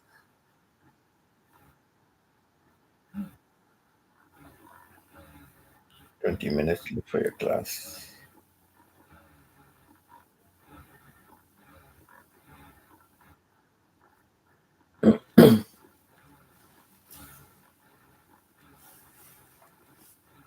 Shona, Stephen is gone. Arling is gone. Pita has to go at 8 o'clock, right? She has to go at 8 o'clock, so another 20 minutes left, right? So only you and me will be left here. So you tell me what you want me to do. Okay? Shona. Shona. Shona. Shona. Shona.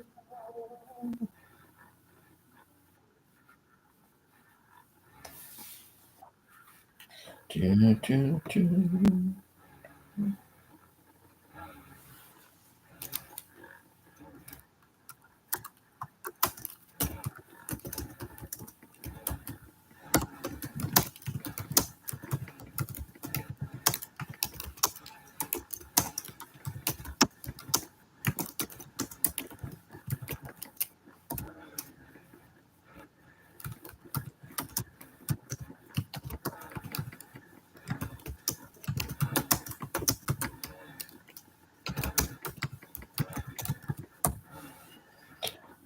When are you going out, Chona? When? I still have 15 minutes. Yeah. Chona, when will you be going out?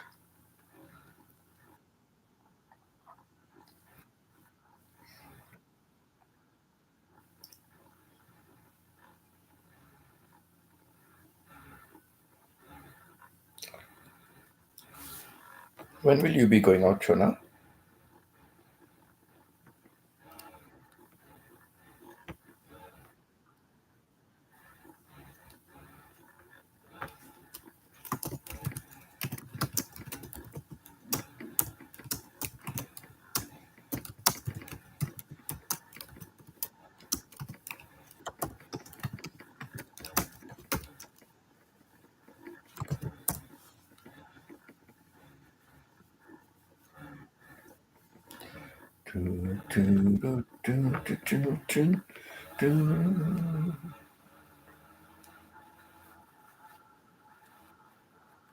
Okay, so Chona, at 8 o'clock, there will be only you and me. So what do you want me to do?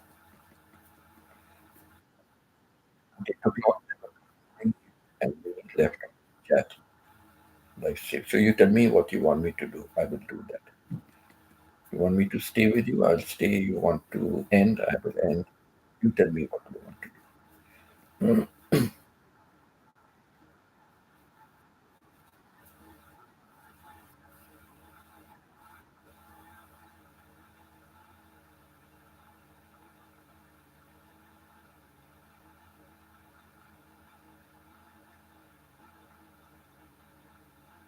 Okay, you want me to carry on chatting with you on live stream? I will chat. No problem. Okay, I will chat.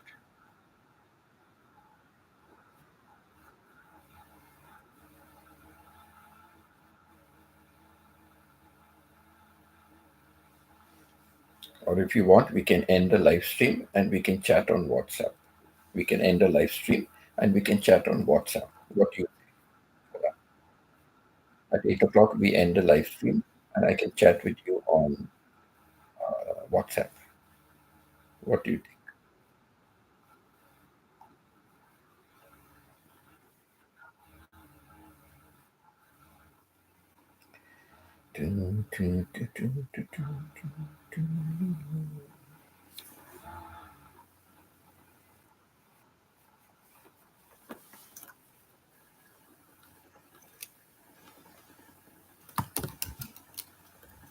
Okay, Chona. Okay.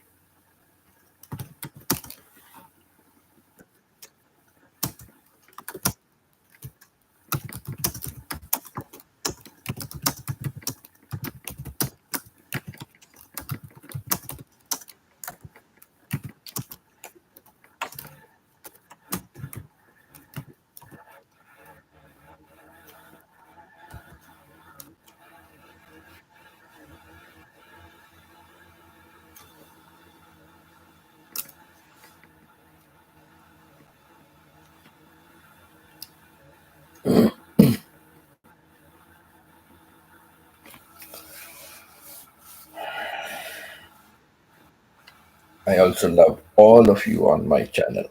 I love all of you on my channel.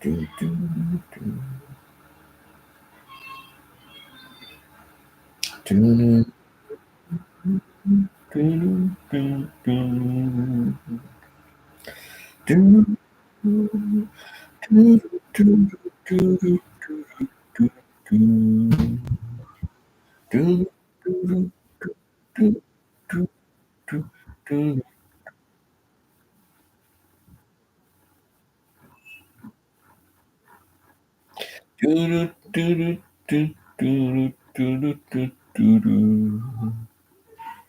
Do do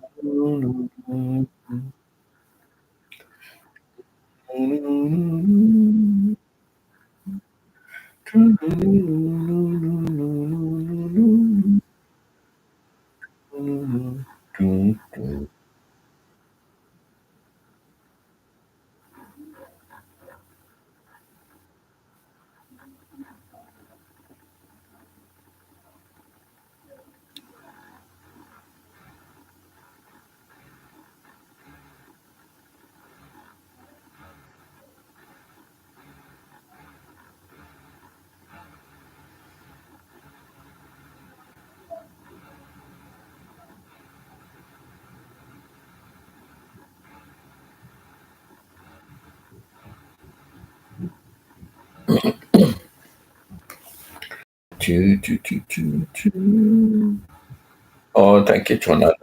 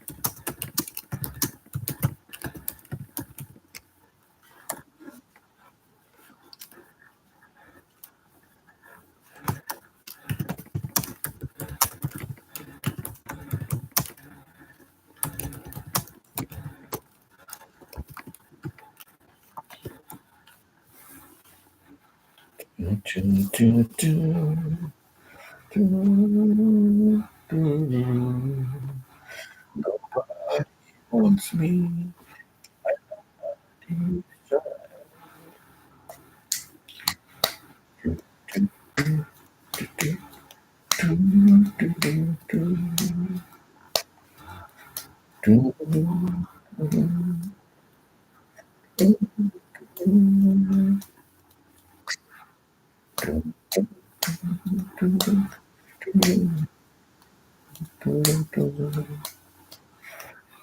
If you love me, Mary, Mary, Mary,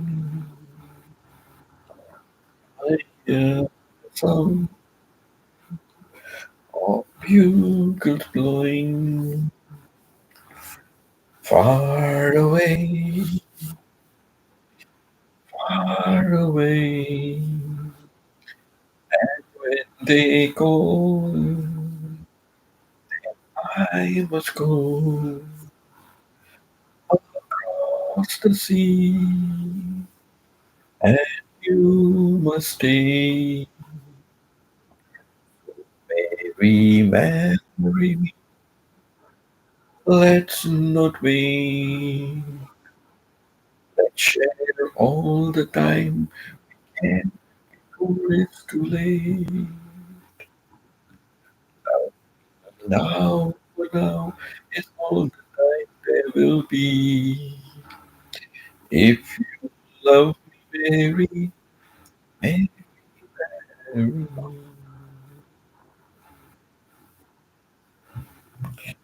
And I believe this was his last song that he sang, and he must have known that he's going to die. He died in a plane crash at a very young age. I think 35, 35, less than 35 or something, less than that. He died at a very, very young age. Mary was the name of his wife. Mary was the name. Yeah, I think he knew he was going to die. Last time I read out a little story about his life.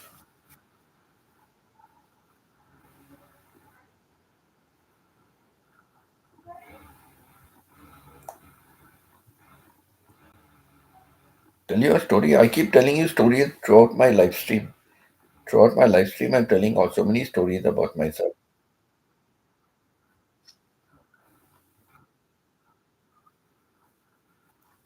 And sometimes I am even repeating the stories.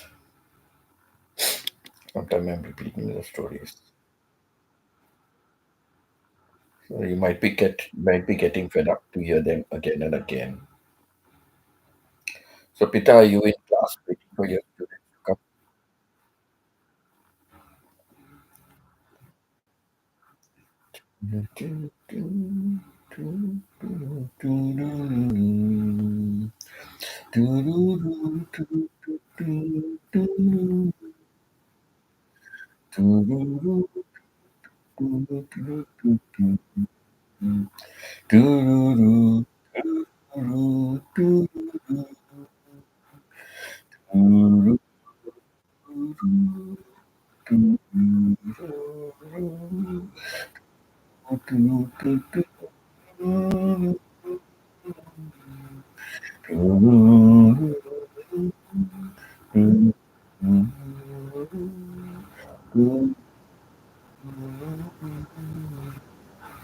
The students have their biometrics just yet. Okay.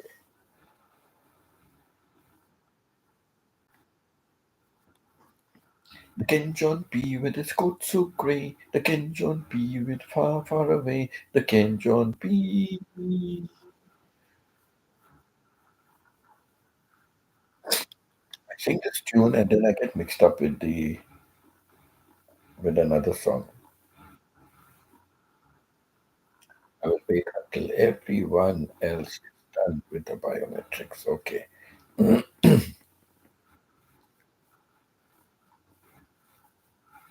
Bimbo is a little boy who's got a brilliant smile. And every time he passes by, they all invite him in to sing and dance and clap his hands and do, do, do, do, do, do, with a hole in his pants and his knee sticking out. Down the street he goes. Bimbo, bimbo, where you gonna go, yo? Bimbo, bimbo, what you gonna do, yo? Bimbo, bimbo, does your mother know that you're going down the road to see your little girl, yo? Chona is only in the background. Really? Where? I cannot see Chona in the background. I cannot see Chona in the background. He has been commenting here. Look behind. Look and top. Look above Chona, Chona, Chona, Chona. So many times Chona, Chona. Times Chona commenting. Ooh, I'm yawning so much. I'm yawning so much. I think Chona came late. She did not see. Chona, look at this. Chona, look at this.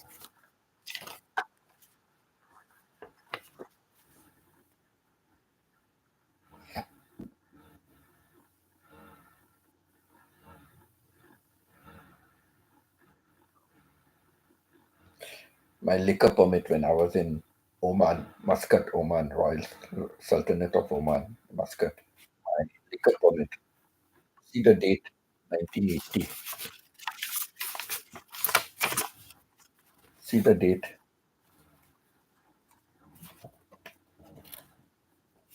1980.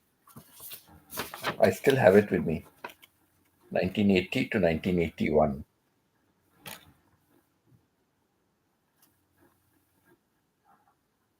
1980 to 1981. I still have it with me.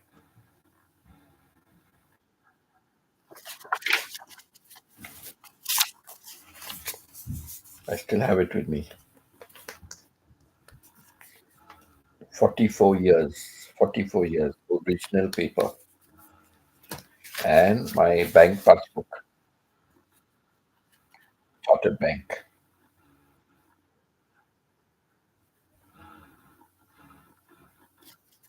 Chartered Bank.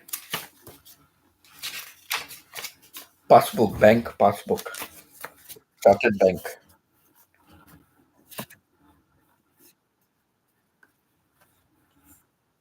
Chartered Bank. Chartered Bank. My passbook when I was in Muscat.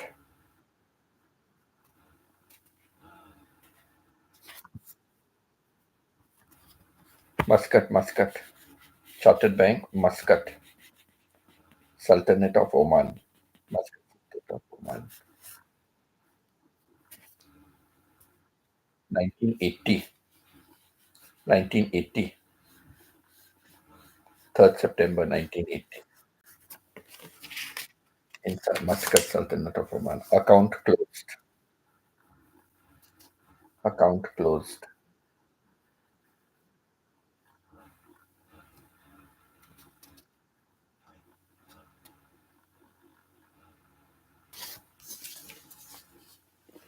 Account closed.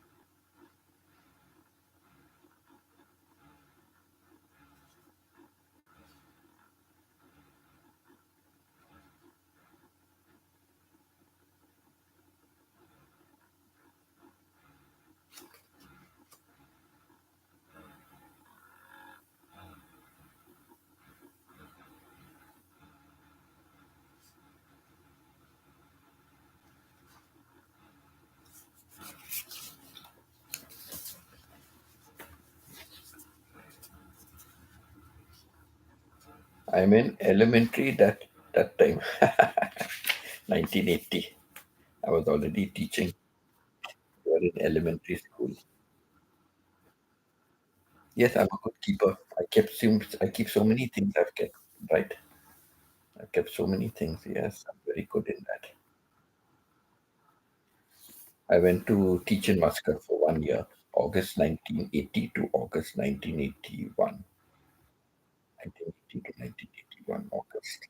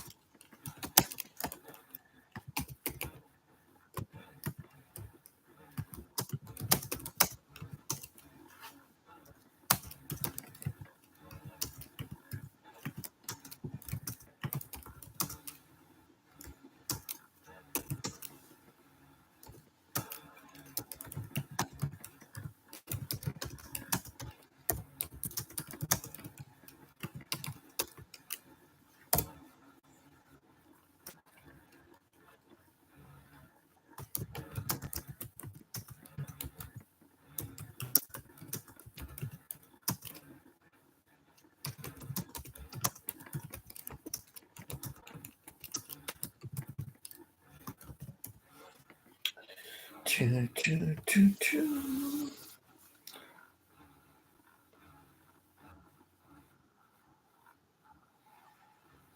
No wonder you're a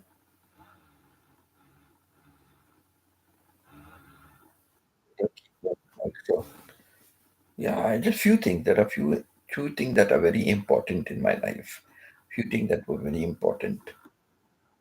So yeah, I keep the few things that are very important. I still keep it in my life. Yeah.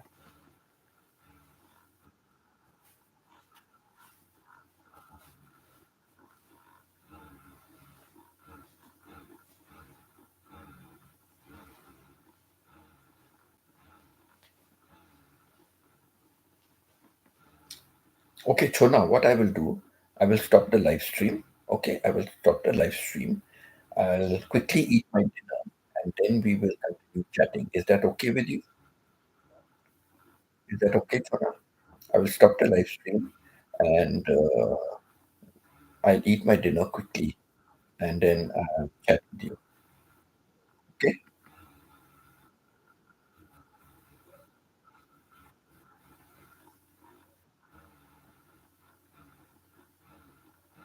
Ah, you said I'm a heart keeper also. Okay, Pita, I'm going to end now. Okay, Chona?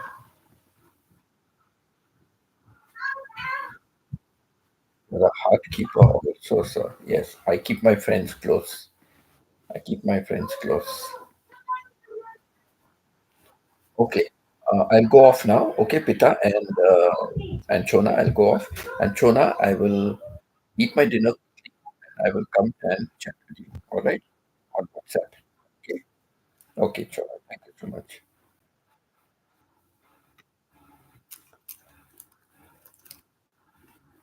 Bye, Chona. Bye, Pita.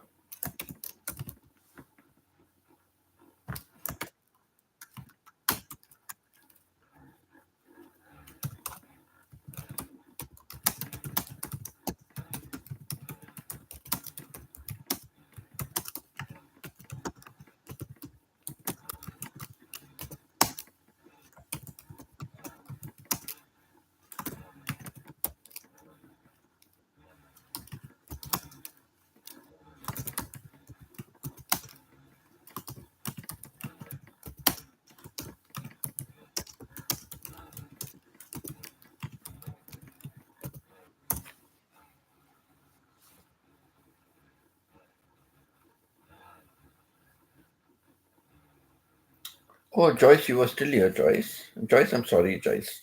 But, I'll just end it also. I'll have also. Okay. So thank you, Joyce, also for still being here. Yeah, thank you, Joyce, for still being here. Okay. God bless you all. God bless you all.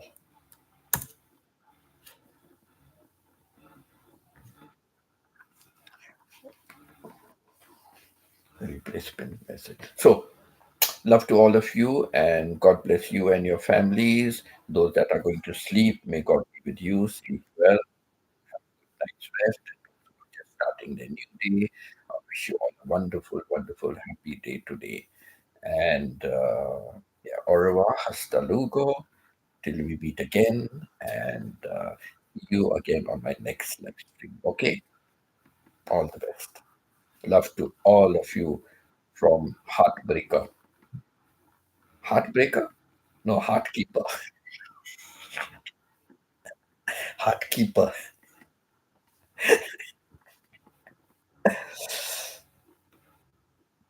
not Heartbreaker. Heartkeeper.